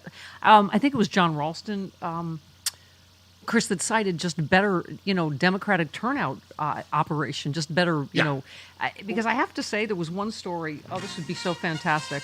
Is how Elon Musk may have totally Trump because again they don't believe in government and in people that have done this before and know how to govern, and that they're saying that his PAC, you know, all this money that he's been pouring into this, they're not doing it correctly. Right. So I can only hope, since they've really only put money into trying to figure out how to steal it and not how to win, that's going to bite them in the ass. So, okay, hold please. I'll find the story. Hold. Yeah. Do you need us to rutabaga? Yeah. Peas and carrots? Oh. Yeah. Well, this is just a money story. Okay. Harris has blown Trump's contributions out of the water with a $600 million fundraising lead. She raised nearly $100 million in the first half of October alone, bringing her total, it's almost to $1 billion, which is amazing with how short a runway she's had, which is relative to Trump's $388 million raised. Trump's billionaire backers are dishing out their cash in mind-boggling sums. Elon Musk has donated almost $120 million to date. God. So, you know, hope he thinks it's worth it. Well, yeah, they're just doubling and tripling down on this loser. Okay, hold on. I'll find the other story. I was expecting Charlie. I know. Yeah. Sorry. Let's go to Sue. No, Charlie threw you off. Let's go to Sue in Rockville. Hi, Sue. Go ahead. Happy Election Day, everybody. Thank you. I just want people to know I'm going to be a poll monitor. I'm going to be working at 2 high schools from 5K, closing out Maryland's Election Day. And it is not too late to help people, give people money or to make phone calls or knock on doors. There are way more people than I am comfortable with who don't pay attention until like yesterday. Sure. Yeah. People are busy. And still, you know, I get it. People are busy. Yeah. I mean, my kids, even my grandkids, are really up on this, and they were making sure their parents went to the polls, and we all do mail-in and, vote early. But it is interesting. They are so steeped in it that it is sometimes important to take a step back and just say, you know what? They don't breathe it 24/7 like we do. Right. Yeah. So there's still time, and let's wake up anybody who's persuadable to understand that there's one issue here: democracy versus fascism. Yeah. And this is what we're fighting for. We're fighting for an American tapestry, for a beautiful way forward, joy and hope, and let's turn the page on this ugly decade. Yep. And you are going to help so many people who haven't been hit by a bus. Yes, there you go. There you go. You go have fun, Chris. I want to see your sticker. Oh, you're going to see my sticker. By the way, Chris likes to think of himself as a poll monitor too, but he doesn't mean it like that. All right. What? What? You've monitored some polls. A few Am I here and there. Is there any lies detected, Lonnie? No. You've monitored some polls in the back of cars in the KBC parking lot. It was not in a car. There was no poll involved, and it was not in a car. It was in the parking lot, and it was only kissing. Okay, let's move on from the 1990s, Chris. Oh my God, how fantastic. Heather Thomas, who was on yesterday and is a fantastic, from the Fall Guy, obviously, but is a fantastic political activist. She works with Dell, who I used to work with, Caring for Babies with AIDS, was this great organization she and I worked with in the 90s, back a million years. Yeah. And so many folks have been out there doing such great work for so long. It's fun. It's funny, when we got Heather Thomas on the Zoom call, you were still upstairs. She said, "Can I say the F word on this show?" I'm like, "No." She did anyway. And then she did anyway. Yeah. I love a potty mouth. I love Heather a hot Thomas. blonde potty mouth. What's not great about that?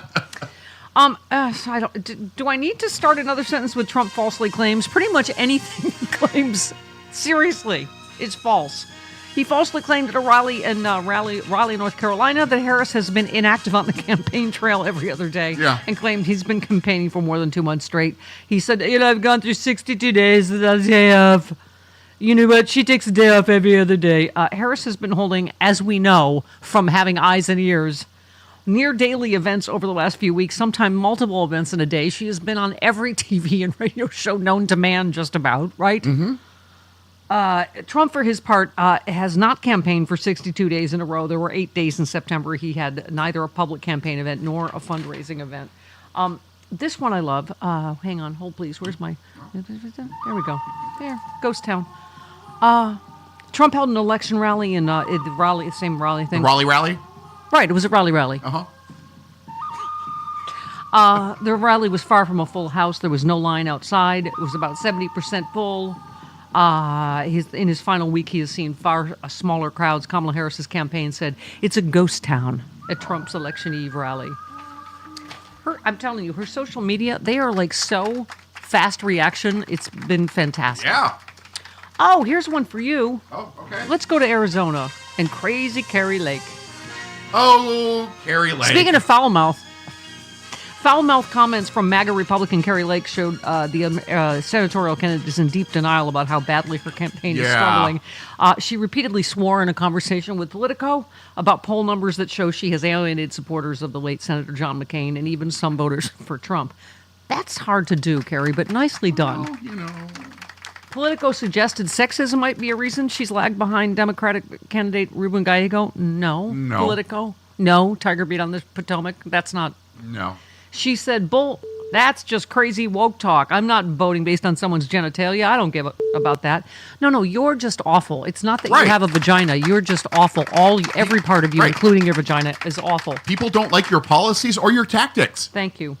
Ruben Gallego is up by 5 points at last. Please get out and vote, Arizona. We had such a hot show in Phoenix. It was hot. Please get out and vote. He's such a good guy. We've had him on this show many times. He is going to be a fantastic senator. He is. She's like Trump. She's like, my internal polling looks good. I got your internal polling right here. She said her polling is better because it's AI based. What? Do you have some internal polling planned? I don't know what's wrong with me today. I was just filling time because Charlie didn't show up. I may have some internal polling. That wasn't bad for having nothing planned for that segment. I cobbled it together. You did. Atta girl. Thanks, Charlie. Okay, we have Dean Obadala coming up 46 minutes after the hour. This portion of the show brought...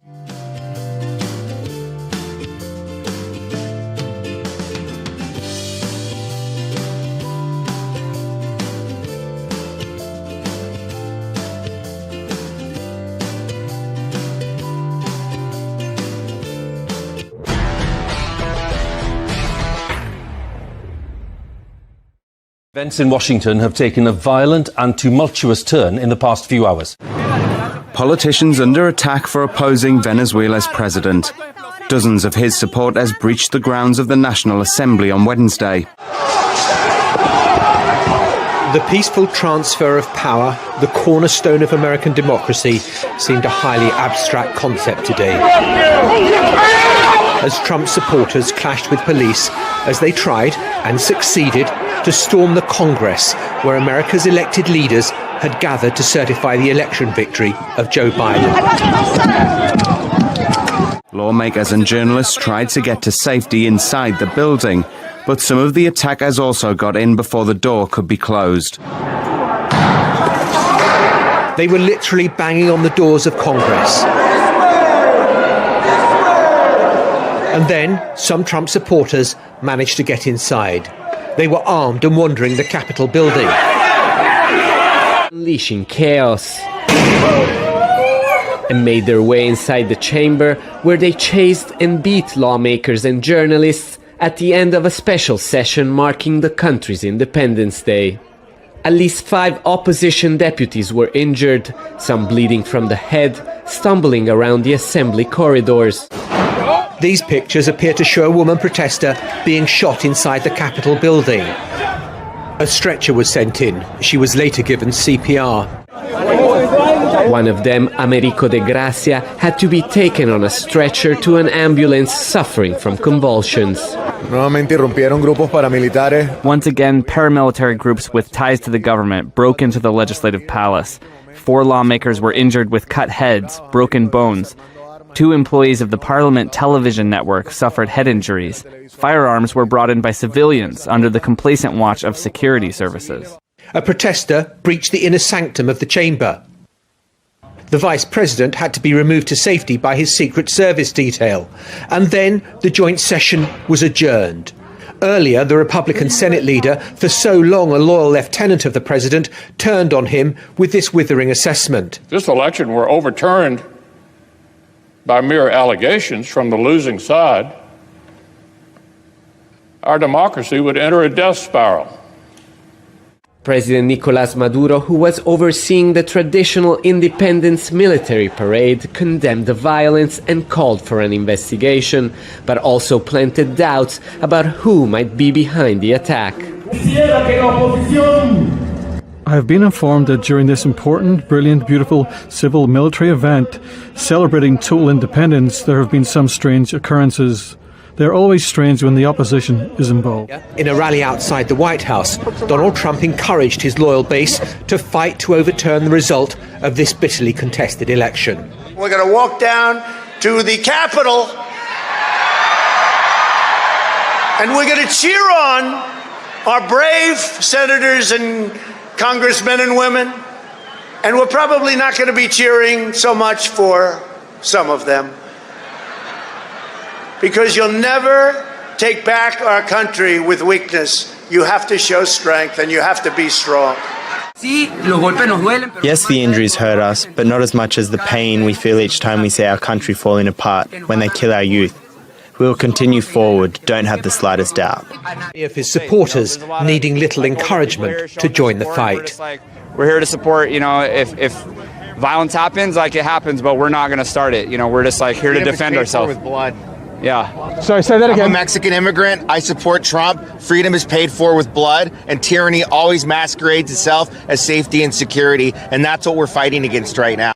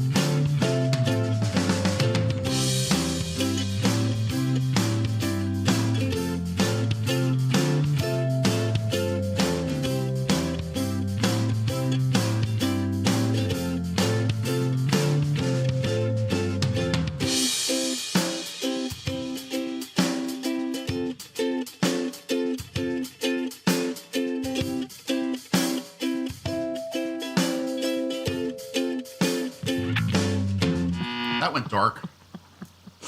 Yes, it did. That's how it goes in this Trump era. Okay, yeah. Please, if you want to calm yourself today, go to sexyliberal.com. Get the fantastic LA show. It'll buck you up and make you feel better. I said buck. Yeah. Buck up. Yeah. It's fine. Let's go to Jerry in Washington. Hello, Jerry. Hey there. Hi. I'm a Navy veteran. I'm a Hispanic, and I'm bothered by the fact that this hasn't gotten picked up at all by the media. But in 1968, the North Koreans took a unarmed U.S. communications ship. They attacked it during the battle. It was in international waters, but the Vietnam War was going on, and they wanted what was on that ship. Or they wanted to steal our codes and all these other types of things. Right. And so they attacked the ship. In the battle, we took easily 20 to 30% casualties. Okay. One person died immediately in Jerry, the battle. sorry, you've got to wrap this up because we have Charlie calling in. Can you just get to your point? Okay, I'm so sorry. Well, the point is, Donald Trump, no president has ever agreed to meet with the North Korean leader. And Donald Trump not only meets with them, but signs an agreement to do that. And in the agreement, when they asked George Bush to meet with them, George Bush said, return the ship. Every president has said, return the ship first. Thank you, Jerry. I appreciate it. I understand. Is Charlie here? Oh, I thought you said he's... Okay, never mind. Oh, sorry, Jerry. Anyway, yes, he is friends. He wants to be friends with America's enemies, period. So I'm sorry, we didn't get to your whole point about North Korea, but yes. And also he is a fat man baby like Kim Jong-un, which is why he seems to they get love along. him so much. Yeah. But no, it's true. We have never, ever in our history had a president who is enemies of America's friends and wants to be friends with America's enemies. He is a traitor through and through. Did I mention one more wall of lie? All right, we are trying to find Charlie, but okay. Joining Sorry, I thought you were... Well, okay, that's all right. Showed up. So, Trump suggested Monday that he spent time saving lives during the two recent hurricanes. I mean, people of North Carolina, you're not really dumb enough to believe that. Any of you, are you? You were there. I mean, he said we only cared about saving lives, and we did a good job. He claimed he saved more lives than FEMA. She said did a horrible job. He did nothing but publicity stunts that actually slowed down FEMA's response and encouraged these right-wing militias that were hunting FEMA that had to evacuate in certain areas so people couldn't get help. Please, God, North Carolina, do the right thing, please. For God. He said, you know why they did a horrible job? Because they spent all their money bringing in murderers on bringing in illegal immigrants. Oh, my God, it's been proven to be a lie. He is lying to you. Oh, my God, Chris, please, God, let people understand how much he lies. Right. And about life and death stuff. How about this one? Oh, the tariffs on the... So there's a new female president of Mexico. Oh, yeah, this one. Yeah, okay. We have a new president in Mexico. Supposed a very nice woman, they say. I haven't met her. Mm-hmm. And I'm going to inform her on day one or sooner that if they don't stop this onslaught of criminals and drugs coming into our country, I'm going to immediately impose a 25% tariff on everything they send in to the United States. Whether she likes it or not, I told her I'm going to be there. Which, of course, Americans end up paying. Oh, my God, will someone please explain tariffs to him? Right. Dean in Los Angeles, hello, 30 seconds. Good morning. Oh, Stephanie, 40 seconds before you slam you into a hard break. Yeah. Thank you so much for a wonderful night. Thank you. Oh, my God. It was so entertaining. You got to meet my wife. She did a little shimmy for you. Yeah, she's a belly dancer. She's fantastic. Yeah, she is. No, good job. Come on. I might be some out-of-work red carpet announcer, but I'm no fool. And she was very ecstatic to meet everybody. It was so great to see you, Dean. So great to see you. All right, Dino Badala next.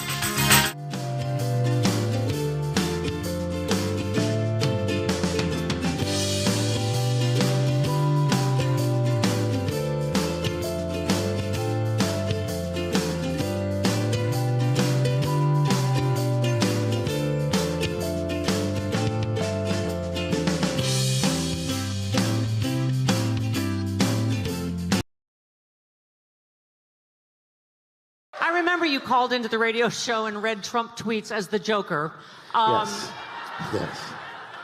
Yes. But well, after doing the at least the Joker had some redeeming qualities. Well, the thing is, after doing it for so long, I recognize really good demented dialogue.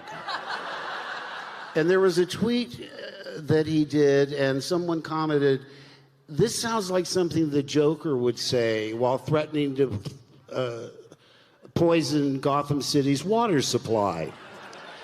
And I thought, you know what, I should do that. Because, he can't just say Merry Christmas. He has to say, Merry Christmas, even to the losers and communists and Democrat left-wing assholes. Why can't, just say Merry Christmas and stop? We'd be happy with that.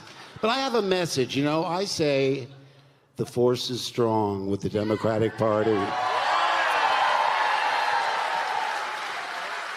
And my message to MAGA is, go force yourself, all right? I like that because it sounds dirty and it's not, and I don't work blue. Hey. Of course not. If you could devise a campaign that is meant to alienate more segments of the population, Chairman, I was saying, what is J.D. Vance's door-knocking operation? Is he just going to call every woman in America a whore? Hi, you're a C word and your mother's a whore. Thank you. I'm J.D. Vance. Mark, I know you're brave to speak out politically in Hollywood. I know you wish you could have Scott Baio's career, but or Kevin Sorbo's.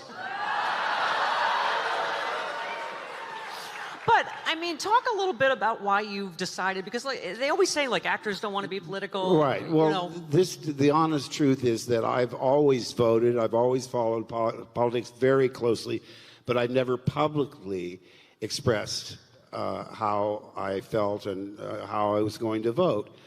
Even in 2016 with Hillary, but this time I felt like I have a responsibility.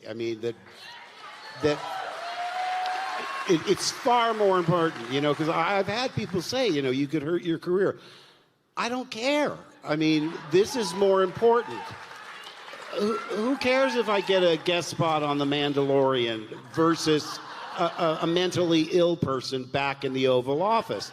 There's no contest. So, basically, I don't care. I never block people on Twitter because I don't want to give them the satisfaction of the screenshot that said Mark Hamill blocked you. So I've never blocked anyone. But I was muting people like crazy. And then I looked up at the clock and I said, Mark, you've been muting people for 20 minutes. Now I don't even mute people. I start to scan because obviously there's an equal and opposite reaction from the MAGA crowd. Ooh, do they hate me? Yeah, yay. Lucky for me, I don't care. And you know why they hate you? Because you're going to help us blow up the Death Star in November. Yes. Well, I always urge people, don't turn to the orange side.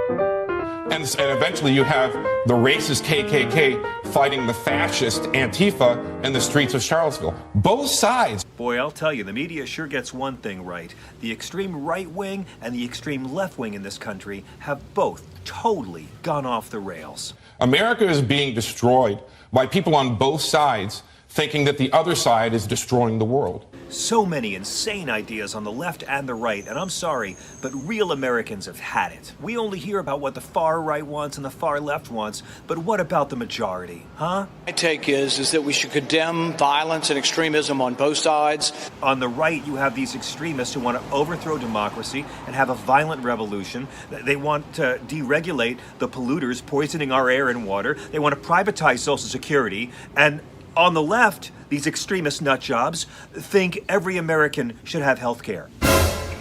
It's insane, and it's both sides, people. I blame both sides. I mean, these nut jobs on the right are white supremacist Confederates who reject the 2020 election, they reject science, and they want armed civil war. And these extremist nut jobs on the left think women should have control over what happens to their own bodies. I mean, hello, is this the America we know? What? This is what Andrew Yang warned us about, guys. Quit drinking that Kool-Aid, because we're hearing it from both sides, the extreme right and the extreme left, and they have the microphone.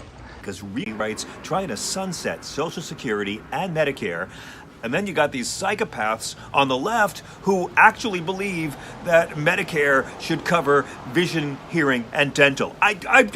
When did both sides lose their minds, people? America is being moved into chaos by people on both sides. It's like the media says, what happened to the center? Actually, the media moved the center over here to the right, but what happened to it now that it's over here? Both sides don't want to put women in jail for abortion. Both sides don't play dumb about police brutality. Both sides don't want to do nothing about student loan debt. Both sides don't want to play dumb about the climate crisis. Both sides don't want to save white supremacist Confederate symbols. Both sides don't want to decriminalize weed. Both sides don't pretend that Donald Trump's spreading a racist smear for years that the first black president wasn't really born here and isn't really one of us, isn't racist. Both sides don't want to make it easier for 21-year-old males to get their hands on weapons designed to kill lots of humans really fast. But having said that, I understand what he meant by both sides.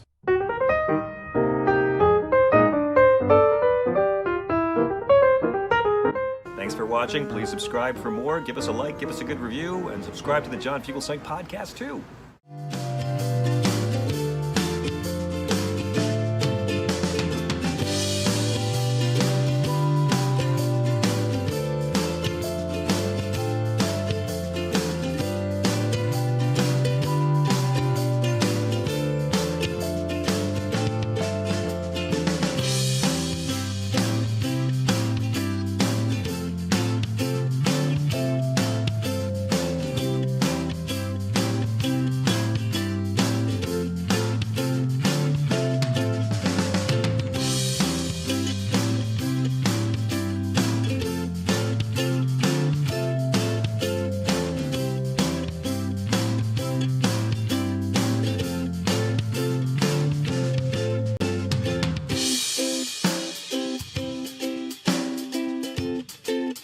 Happy clappy like me. You are just you're all over this. You said anyone who endorses Donald Trump supports Trump's January 6th terrorist attack, to Liz Cheney's point, and his vow to pardon the MAGA terrorists who brutally beat up police officers. In other words, they are traitors to our nation. Please never forget who they are. I said to you off air, Dean, I think part of the depressing thing, it's hard to believe now that anyone would vote for this guy, let alone, half of the voters. I mean, again, only half the country votes, so it's not half the country, but it still is astounding, isn't it? Well, part of it, Steph, is that he's been normalized. Yeah. This is a man who should have been arrested a short time after leaving office, right? Yeah. For at least one charge, and that would have been the end of it, because then they would have done superseding indictments and charged him with more things going forward. Instead, DOJ waits 2.5 years to charge him.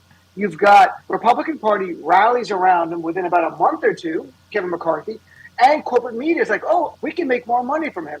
So it was a collective effort, some intentional, some unintentional. I don't think DOJ intentionally did that, but unintentionally helped normalize him. So now, instead of being exactly the way I put it, you are supporting a guy who attempted a coup, who incited a terrorist attack, who sat there for 3 hours, as Luke Janey said, watching a terrorist attack play out, who is vowed to pardon the terrorist, and that's the guy you're supporting. Explain to me why I should not view you as a traitor to our republic. Yeah. I'm all ears. Tell me. No, and I said, the story that Russia, that came out this week. I mean, the difference this time, they have so many willing traitors here on the right. These influencers that are happy to just parrot Russian disinformation to hurt America. They are. What else do you call that but traitors to America? Traitor. I like traitors. It's a good word. And look, for some of them, they have their own reason. The proximity to power with Donald Trump. Some are getting paid. It's much more direct.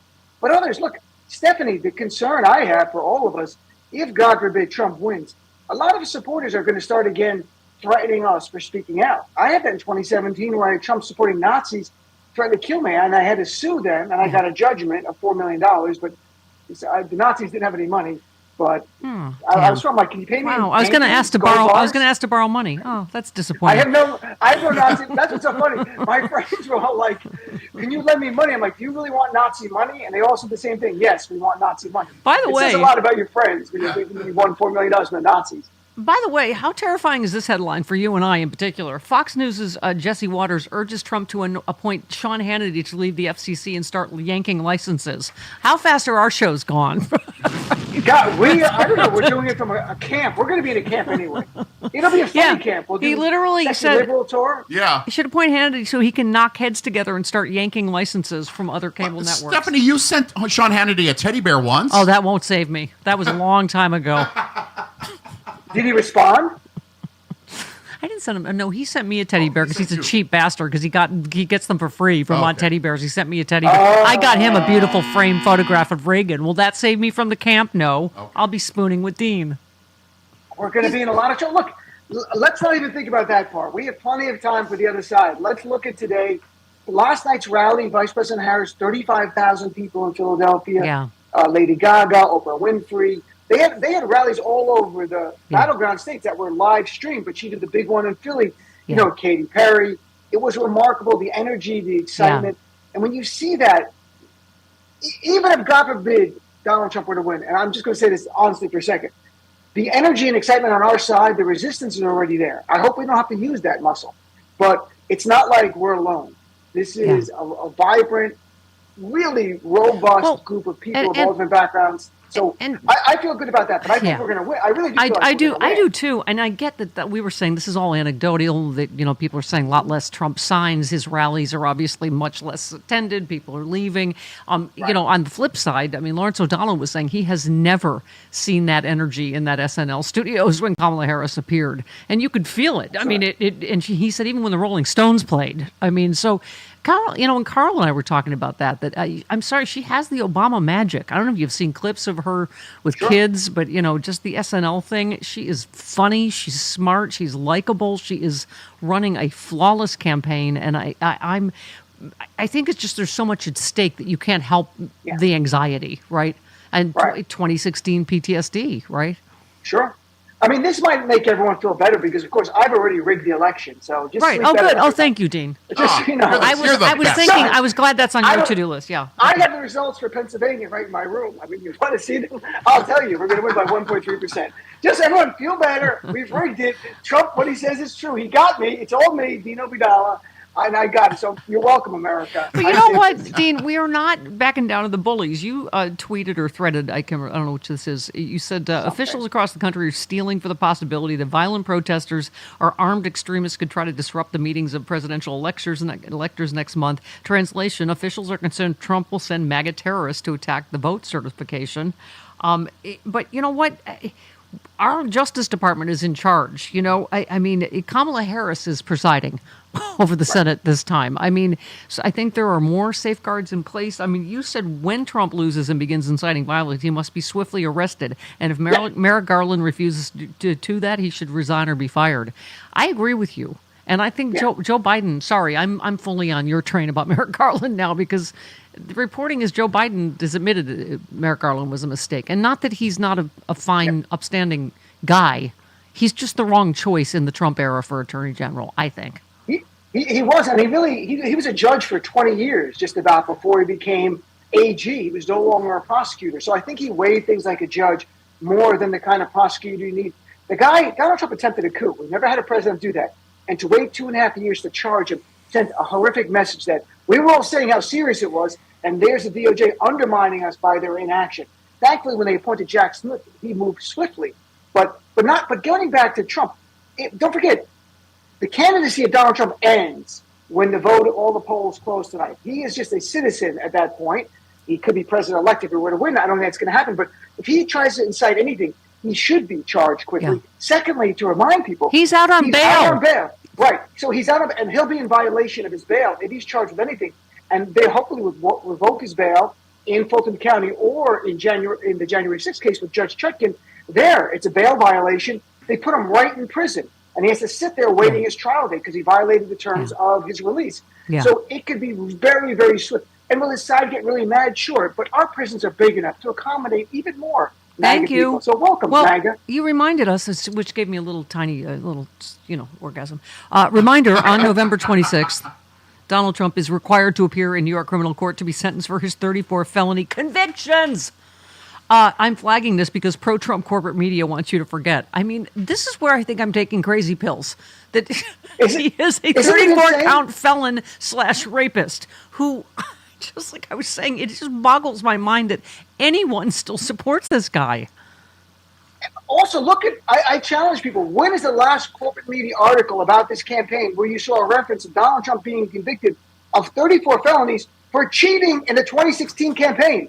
As Alvin bragged about, he said, this wasn't a business records case. This was a campaign corruption case. Right. He literally is convicted of cheating. His sentencing is in 3 weeks, and that's how corporate media has normalized it. They ignore all of that, so it makes no uncomfortable conversation on cable news panels like on CNN where they bring in all these Trumpers. Nothing's uncomfortable. Or just, what do we mean by that comment? That's kind of unfair. But why is he so mean? The guy's a convicted felon. He's an adjudicated rapist. Why are you supporting him? That's the question they should ask all of them. But they won't. They don't want to lose access to Trump world. Well, yeah, you said everything we find despicable, un-American, and racist and vile about Trump, the MAGA base loves. I mean, that's it. A little depressing. That's it. Which is the... Yeah. I know, Stephanie, whenever we're upset about something, it's bringing them joy. When Donald Trump over the weekend like last night, saying he would like to see Kamala Harris in the ring with Mike Tyson. That's not so they can have a conversation. That's so Mike Tyson can punch her in the face. Yeah. And that's a big joke at a Trump rally. Yeah. We find it or that Liz Cheney should be shot in the face. It's not about her serving in the military. It's about her being executed. Listen to the crowd. They cheer. They cheer and they love it. That's a difference. I mean, and speaking of scumbags, you said Joe Rogan heard a Trump joke about beating up Kamala Harris and then endorsed Trump. Rogan is a scumbag, period. I mean, and immediately, I'm sure you saw this, Dean, everybody posted all of the stuff he said about Trump previously, all the clips. He said one of the reasons I think January 6th is important is because it highlights the reasons why a guy like Donald Trump is so dangerous. Because a guy can incite a bunch of morons to do something really stupid. He once referred to Trump as a man baby who was on Adderall. I mean, I don't get it. I mean, these people just have no soul. Either it's some kind of... Look, he met with Elon Musk yesterday. Elon loves Trump because Elon wants an oligarchy. And I talked to a young person yesterday from Voters of Tomorrow who was talking about younger people are talking about the oligarchy that is coming. And they see it too. And they're deeply concerned. I'm like, when I was 19, I didn't know what an oligarchy was. But these younger people, they get it. They see Elon Musk giving $100 million legally. They see the other Timothy Mellon giving $50 million to Trump legally to a super PAC. And they're like, there's something deeply wrong with our system. So Rogan meets with Musk, the big oligarch for Trump, and at the end of the meeting says, I'm endorsing. What a big endorsement. There's already 81 million people cast their ballot. It's like betting on a football game in the third quarter. I mean, come on. Yeah. Good news, bad news kind of. So you probably heard this as on your legal lad capacity that a Pennsylvania judge declined to issue an emergency injunction yesterday allowing Elon Musk Super PAC to continue its cash giveaway to registered voters. They're still not going to be able to buy this election for Trump. I'm sorry. But, Charlie Pierce wrote a piece about this Elon PAC. He said the Trump campaign has largely outsourced its field operation in Michigan, a crucial swing state, to Musk, a move that has come under heavy criticism. If the Republican ticket fails, it's going to be interesting at its autopsy to find out how much of an institutional dry rot like this there was in the campaign. Again, not trusting experts, but trusting this tech weirdo who's never run a campaign operation. Right. Yeah. and Charlie Kirk with Turning Point. But Elon Musk has no experience whatsoever. If this was not a close election, you would barely talk about the get out the vote effort. This is an unbelievably close election. Get out the vote effort is what's going to win it. And that's why I feel pretty good. I mean, Ben Wickler, the Democratic chair in Wisconsin, I think you probably had him on your show. He's been on my show. He goes on cable news a lot. Since a month ago, he said, we are prepared for a race, a close election. We are building a machine, and we've won those elections before. So I feel very good about Wisconsin. Michigan, it's really a blue state, except for that one time Trump won, and Biden won by 150,000 votes. Yeah. So yes, she's going to lose some people from my community, but still she has a chunk of my community. I think she could win Michigan by 60 or 70,000 votes. Pennsylvania, they are building a machine, the Democrats. Yeah. They are already there. And well, so we just quoted John Ralston Right. in Nevada. Even though polling has Trump slightly ahead, he's predicting a Kamala win because largely of the superior Democratic operation, and also the undecideds and late breaking are trending massively toward Kamala. So we shall see. Oh, Dean, I know you brought up the Middle East. What? Don't get me started. I just know. I mean, here's the thing. There are all the other horrors that Trump will visit on us. Women continuing to die here, on and on. God knows, all of us dying of bird flu, no vaccines, on and on and on. Just the Palestinian people alone, it will cause the complete genocide of the Palestinian people if Trump gets back in. So that issue makes me. It's. For certain people, it's the idea, if Harris was not part of the administration, it would be an issue. It's because she's part of the administration, and they said, well, she could have said more or done more. But for me, as I've said to whoever will listen to me, I mean, my family, for the first time ever, can't harvest their olive trees because the settlers now want their olive trees. And if Trump wins, then that's going to all be annexed because he'll give a green light to Netanyahu. If Harris wins, Biden's been very good at sanctioning some of these radical settlers. I think Harris comes in, she does more of that and sanctions them. So my family, who's been harvesting this for generations, now in 2024, for the first time ever, can't have access because these radical settlers view them as inferior because of their faith, their religion. It's unbelievable. Yeah, absolutely. All right, we have Dean for a while longer. 21 minutes after the hour.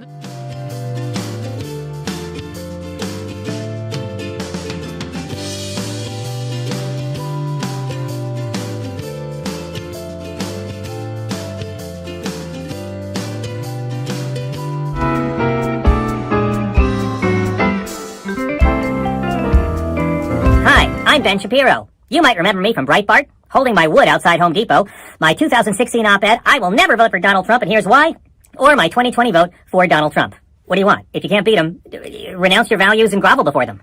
I don't care. I bet I make more than you. I'm sure I make more than you. And today, for the next 3 hours in this video, I'm going to destroy Barbie. I'm going to destroy her. I'm going to own her. I'm going to own her and destroy her. Those two things. I'm going to show you on the doll where the doll movie triggered me. The basic premise of the whole mise en scène is that Barbie is some kind of liberator figure, and basically that sets up 2 hours of non-stop, incoherent, feminist, liberal, women's studies, globalistic, secular human propaganda vomit disguised as cinema. And it's woke, too. Look, I spend the entire week feeding the grievance complexes of white men. When my weekend comes, I want an escape. I don't want woke Barbie. This Barbie ignores men and looks down on them and mocks them. And I've known women like this. Most women I've known, socially and in professional settings, have exactly like this. Honestly, I have not been this angry since that couples counselor kept trying to convince me that the female orgasm was real. It's not. You guys know. It's a myth. Like climate change. And racism. This movie uses the word patriarchy. A lot. A lot. I mean, use it once, fine. It goes over their heads. They don't know anything. But if you keep using that word, little girls are gonna know what it means. What's wrong with you? Most of the film is spent just smearing America's most vulnerable minority, wealthy white businessmen. Totally offensive. I was so outraged, I threw my booster seat at the screen. There's this transgender Barbie who exists in the film for seemingly no other reason than to tell children that transgenders are people that we should be nice to.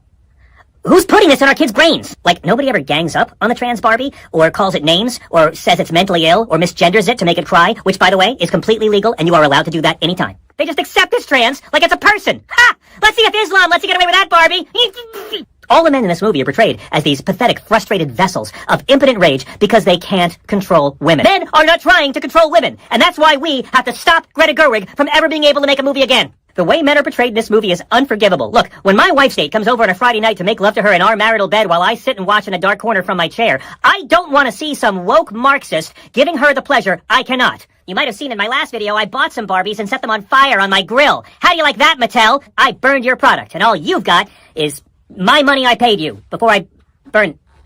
In short, this film will make you so proud to be part of the gender that denies them control of their own bodies.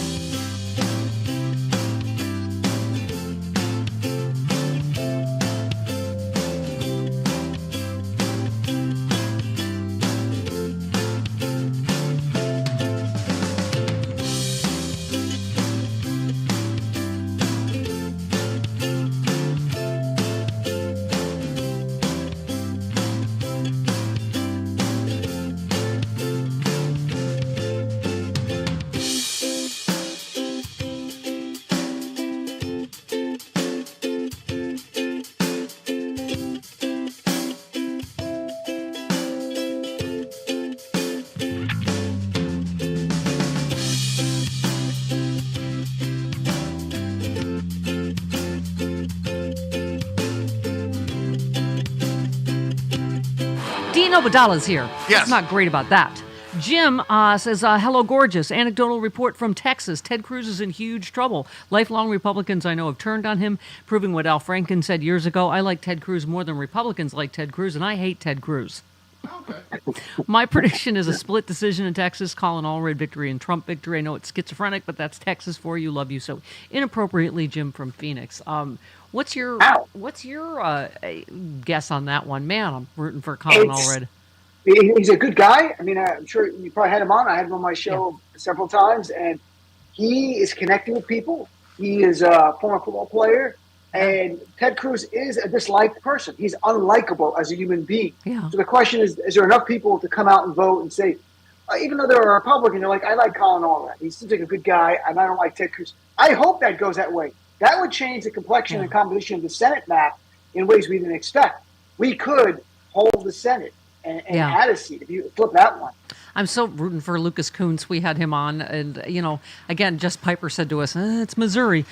So, but I mean, Josh Hawley and Ted Cruz, first of all, are insurrectionists. Dean, speaking of traitors, speaking of people that were involved directly in I think a more serious way, because they were in a real position to do something about overturning this election, last election. The fact that DOJ didn't charge any member of Congress for crimes was bad, because it sent a message that whatever you do is fine. So the concern all of us have is what happens after this. We know Donald Trump tonight is going to announce he won. Doesn't matter. He probably should announce it today. I'm surprised he doesn't just announce it now. Like, I won. I'm the winner. Dixville Notch has put me over the top. They were tied, right? Yeah. It's a tie, but I win, and I'm going in to be sworn in today. I'm now president forever. So he'll just declare himself the victor. It'll be amplified by his sycophants. My greatest concern is that when Trump has the early vote and he might be leading, that he'll stop the count, that his people go in and try to physically stop the count on his behalf. That's my concern. Yeah, let's talk more about that. Dino Badella.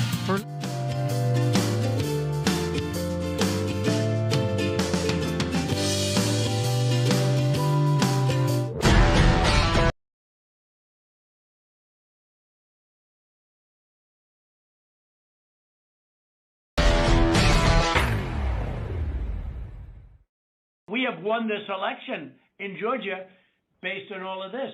And the people of Georgia are angry. Oh, boy. The people of the country are angry. So much fun to watch. And there's nothing wrong with saying that, that you've recalculated. The Steeler way. Now, do you think it's possible? Me personally? That they shredded ballots in Fulton County? I'd probably be lying if I said no. Because that's what the rumor is.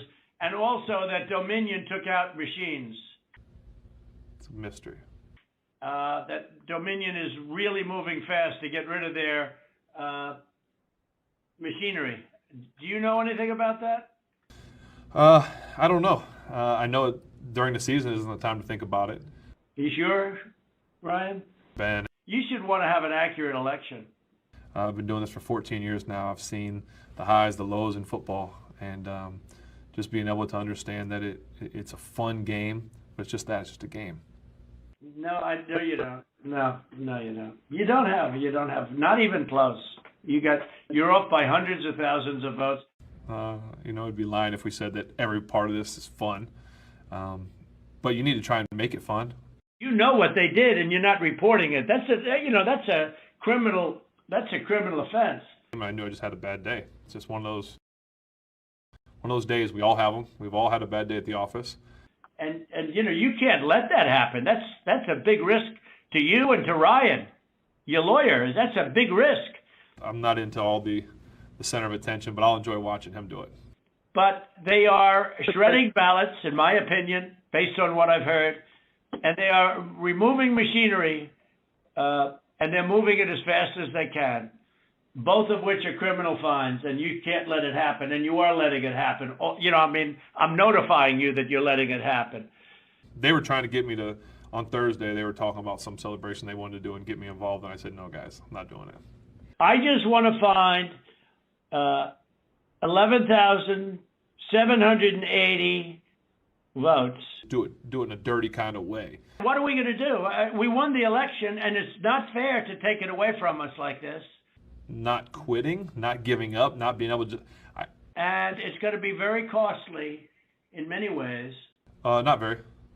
And I think you have to say that you're going to re-examine it, and you can re-examine it, but re-examine it with people that want to find answers, not people that don't want to find answers. People talk a lot about the brain, mental health, CT, all that stuff moving forward, and sometimes those symptoms don't show right now, because we don't know about what's going on in our heads. So that's, I think, more of the scary part is what's the future hold for our heads. For instance, I'm hearing Ryan, and he's probably, I'm sure, a great lawyer and everything, but he's making statements about those ballots that he doesn't know.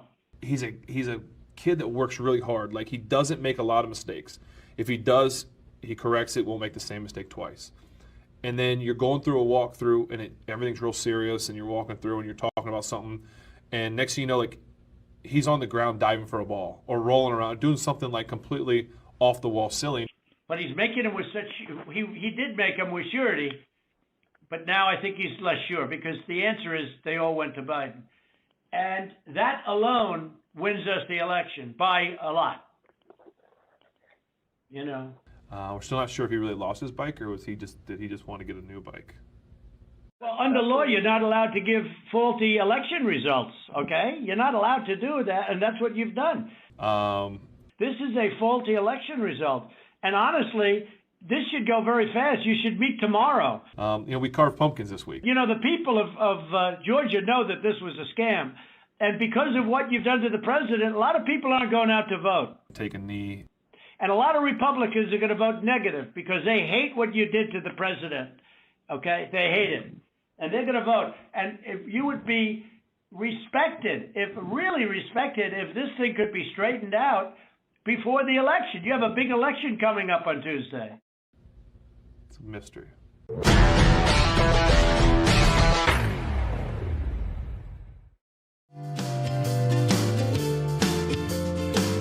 Yes, once again, you are correct, Liz Cheney. Yeah. Dean Obeidallah is here. Can I say, someone who was, I don't even know what to say, disgrace to her gender, Megyn Kelly, was on stage at a rally.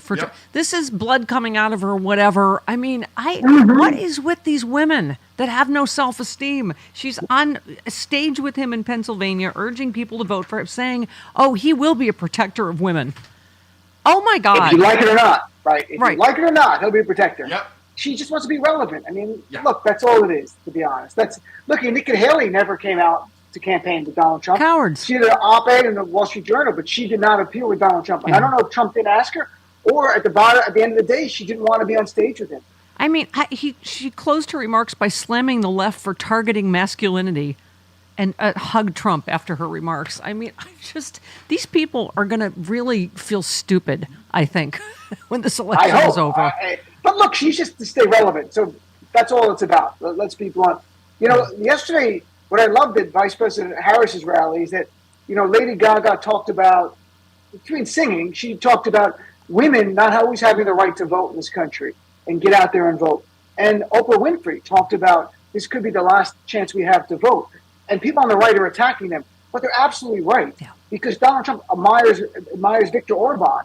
And while there's still elections there, they're not free and fair anymore. Yeah. We'll be able to win local elections, but not national. That's the way they're going to rig the system, through laws, through controlling the media, through even more control of the judiciary. So they're both absolutely right. I love that the people on the right are getting upset. How dare you say they're going to take our right to vote away? Yeah. Well, the right took away a woman's reproductive freedom. Taking away their vote is not that big of a step after you force them to carry a fetus against their will. As I keep saying, there is no hyperbole too hyperbolic for this particular election, Dean. And I have to say, how hilarious is it to you and I as comedians that it might be a comedian that actually takes him down?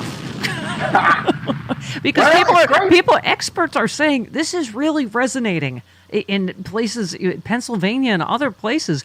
The people in the Puerto Rican community are pissed. I mean, and who can blame them? Right. Jennifer Lopez was campaigning with Vice President Harris and talked about it was an offense to all Latinos.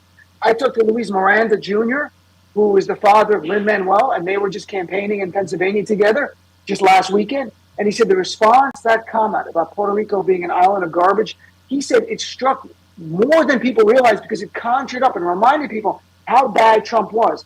That's why I wanted Trump to call for another Muslim ban, to remind everybody in my community how bad the guy is. And he did call for one, but quietly. Now he kind of backed off it.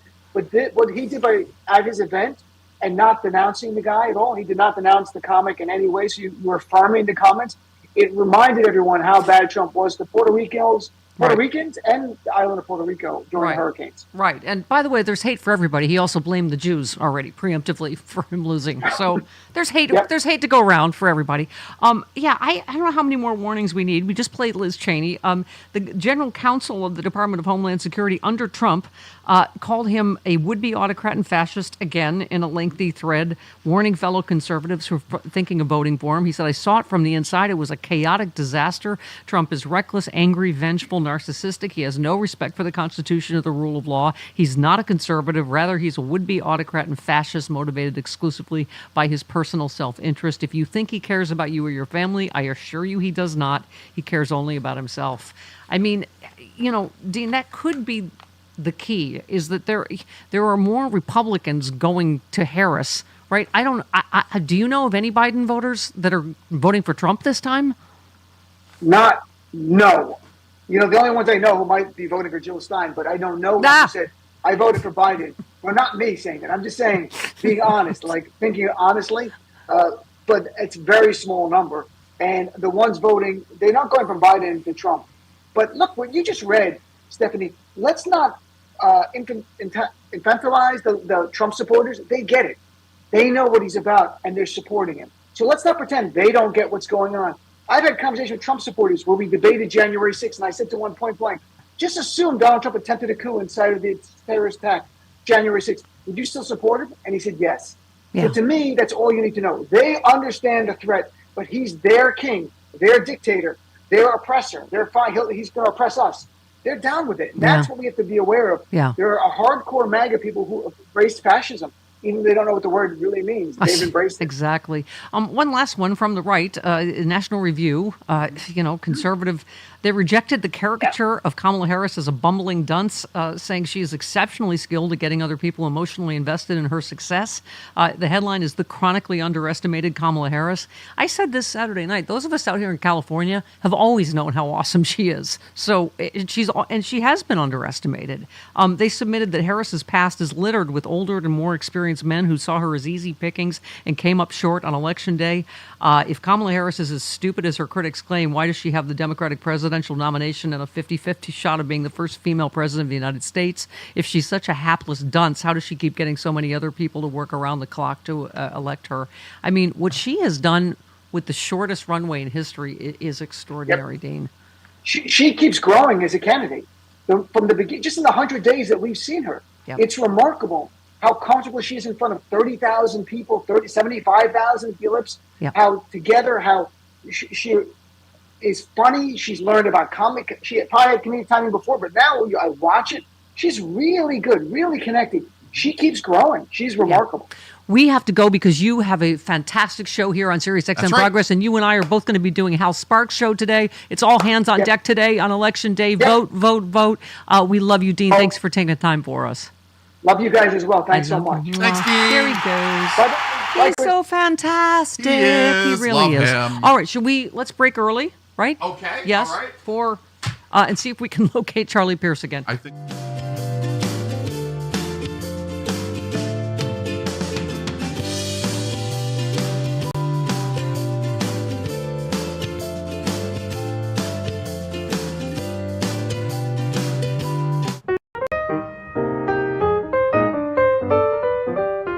And eventually you have the racist KKK fighting the fascist Antifa in the streets of Charlottesville. Both sides. Boy, I'll tell you, the media sure gets one thing right. The extreme right wing and the extreme left wing in this country have both totally gone off the rails. America is being destroyed by people on both sides thinking that the other side is destroying the world. So many insane ideas on the left and the right, and I'm sorry, but real Americans have had it. We only hear about what the far right wants and the far left wants, but what about the majority, huh? My take is that we should condemn violence and extremism on both sides. On the right, you have these extremists who want to overthrow democracy and have a violent revolution. They want to deregulate the polluters poisoning our air and water. They want to privatize Social Security. And on the left, these extremist nutjobs think every American should have health care. It's insane, and it's both sides, people. I blame both sides. I mean, these nutjobs on the right are white supremacist Confederates who reject the 2020 election, they reject science, and they want armed civil war. And these extremist nutjobs on the left think women should have control over what happens to their own bodies. I mean, hello, is this the America we know? What? This is what Andrew Yang warned us about, guys. Quit drinking that Kool-Aid because we're hearing it from both sides, the extreme right and the extreme left, and they have the microphone. Because real America sees these right-wing fascists trying to scale back voting rights, trying to scale back LGBT rights, trying to sunset Social Security and Medicare. And then you got these psychopaths on the left who actually believe that Medicare should cover vision, hearing, and dental. When did both sides lose their minds, people? America is being moved into chaos by people on both sides. It's like the media says, what happened to the center? Actually, the media moved the center over here to the right, but what happened to it now that it's over here? Both sides don't want to put women in jail for abortion. Both sides don't play dumb about police brutality. Both sides don't want to do nothing about student loan debt. Both sides don't want to play dumb about the climate crisis. Both sides don't want to save white supremacist Confederate symbols. Both sides don't want to decriminalize weed. Both sides don't pretend that Donald Trump's spreading a racist smear for years that the first black president wasn't really born here and isn't really one of us, isn't racist. Both sides don't want to make it easier for 21-year-old males to get their hands on weapons designed to kill lots of humans really fast. But having said that, I understand what he meant by both sides.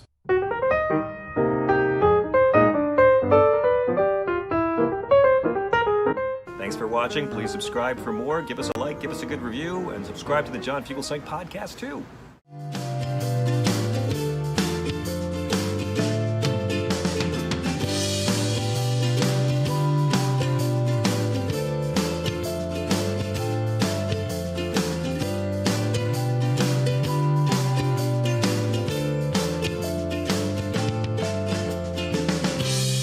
This isn't unprecedented in the United States, but it's super fucked up. That's a great soundbite right there. And so hopefully we can, we'll see. We got 2 weeks to see, and even then, the fight is not over. I've said this a few times on Twitter. Trumpism is going to take a long time to defeat. I believe it will be defeated because it is a cult of personality, and they always run out of gas at some point. I'm hoping that it's this November 5th. But we'll see. Yeah, they do usually flame out because they're so they constrict, right? So they don't expand, they don't grow their base. This is a decidedly an intentional choice that they've made. When people like Michael Steele and even Prince Rebus, whatever you say his name, they were all trying. Prince Rebus, whatever. It was not a prince. He's not a prince. Riboflavin. Ribbit. No, they were trying to expand the base, and the powers that be were like, no, we want to lean in on this cult of personality thing, and that's where they're at now. And they usually do flame out. The difference is, and I'm a little bit obsessed with reading, now books by Timothy Snyder and stuff about how democracies die and tyranny and of the minority, et cetera. Where you're like, oh, the one fundamental problem here is that the Republican Party has all these levers of power and these ways to cheat, where they found all the cracks and the fissures and the little openings in the democracy that we have that is so fragile to begin with, and no one really seemed to ever want to occupy those spaces or exploit them as much as they do. But they have found it's almost their singular mission, right? Because they know they can't win legitimately because the society has evolved to a point where all societies do, that their hold on power that was based on their birthright, the way they see it.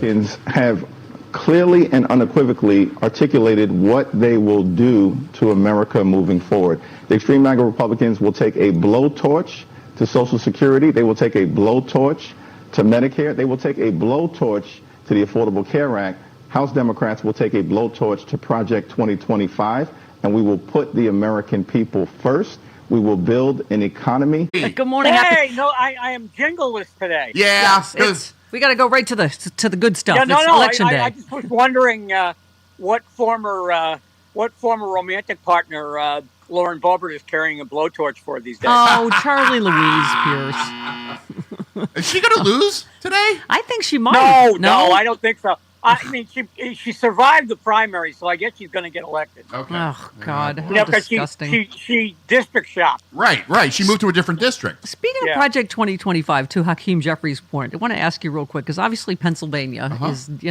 many union members in Pennsylvania are voting and campaigning for Vice President Harris, in large part motivated by the quote 900 pages of pure terror that makes them fear Donald Trump. And that is Project 2025, the lengthy playbook for a second Trump term. I feels like we've done a pretty good job getting the news out about Project 2025. That I was about to say, for I don't pretend that all the people who are opposed to it have read all 900 pages. Yeah. But turning it into a bogeyman, they did a very, very good job of that. Well, and also, and that started before she was the candidate. And he said this thing again yesterday. We just played it, right? He was talking about the new president of Mexico. He said he's going to about slap 25% tariff on Mexico in retaliation for border crossings. Then he said, if that doesn't work, I'll make it 50. If that doesn't work, I'll make it 75. I'll make it 100. Will somebody explain tariffs to him that the American people pay them? It's like explaining nuclear fission to a duck. I mean, it's just, you can do it, but it's not gonna stick. I mean, you tweeted, he's telling the crowd that she had a rally today and couldn't have had 100 people there. The cult is eating it up with both hands. He's whining about how they don't show his massive crowds. I mean, every single thing he says is a lie. I mean, I stayed up to watch the last rally as long as I could. Yeah. But after that, I just went to bed. Although I do have to admit, he appears to be entirely copper-plated now. He looks like the freaking Iron Giant. Bob Seska said he looks like Mr. Bill now because he has his little mouth. Yeah. Like, there's no makeup around his mouth or his eyes, and he's like, "Oh no!" Yeah, he looks like he fell asleep in the sun with a very weird mask on. Yes. Yeah. I mean, you talked about him in Pennsylvania. You said talking about how parts of North Carolina never saw water like this before, and a Sir story about how he and Alon have brought the storm area so much Starlink. Moves on to lying about the economy. First of all, they had no electricity, so they couldn't have Starlink, and plus, he tricked them into they had to pay for it. Well, not just that, but there's only one Starlink. You can't bring a whole bunch of Starlink. Right. Unless you're selling like interplanetary sausage. Right. He also said he helped them more than FEMA. We did such a good job. We saved so many lives. I'm like, is he just delusional? Does he know he's lying anymore, Charlie? Yeah, he was personally down there flying a helicopter, which unfortunately crashed with Willie Brown in it. My God. Hey, before I know my time is limited, but I just want to say I was so proud of you guys Saturday night. Aww. Thank you, Charlie. You guys, I was so proud to be a Mook. You were, and you were fantastic. I'll tell you what, Fugelsang and Hal Sparks, they better up their game if they're getting on the stage with Adam Schiff again. I know. I said that to Senator Schiff. Is it time? Is he senator yet? Probably any second now. Probably, yeah. But I said it's not fair. You're funnier than all the professional comedians. He was hilarious. Yeah, for a pencil neck and a watermelon head, he was very, very funny. Yeah, we can call him Senator enemy from Senator within now. Yes. Right.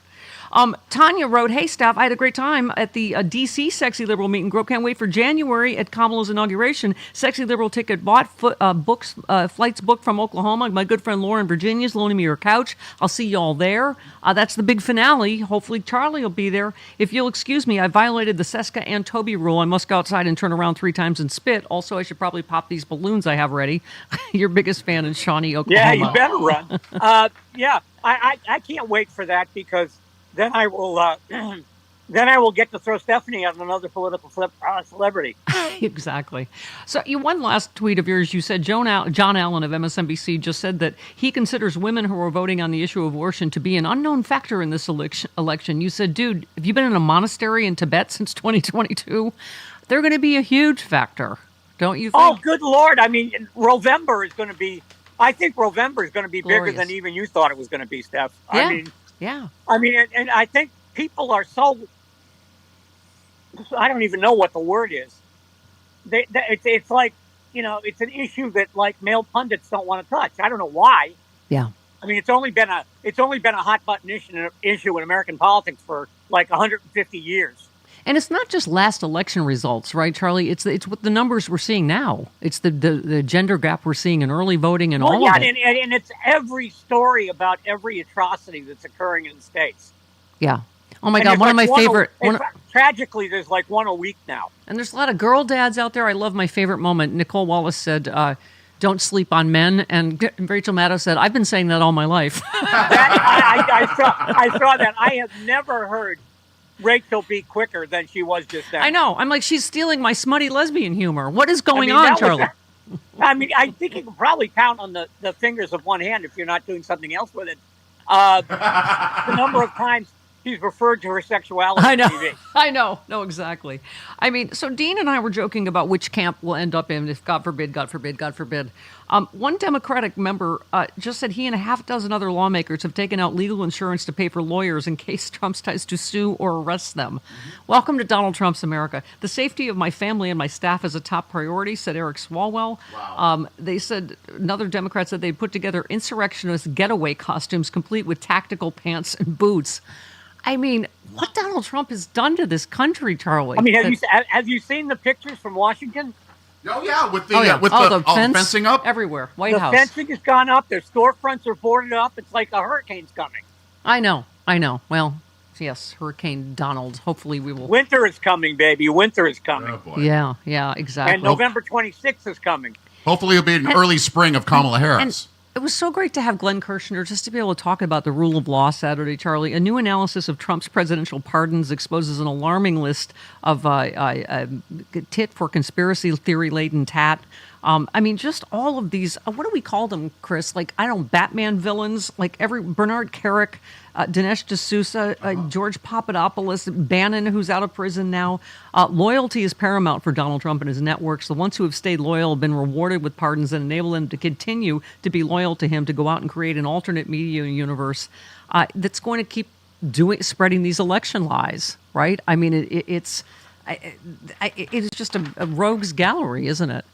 Oh, it's the stuff. I mean, I'm astonished. I'm astonished myself at how many of the criminals I've forgotten.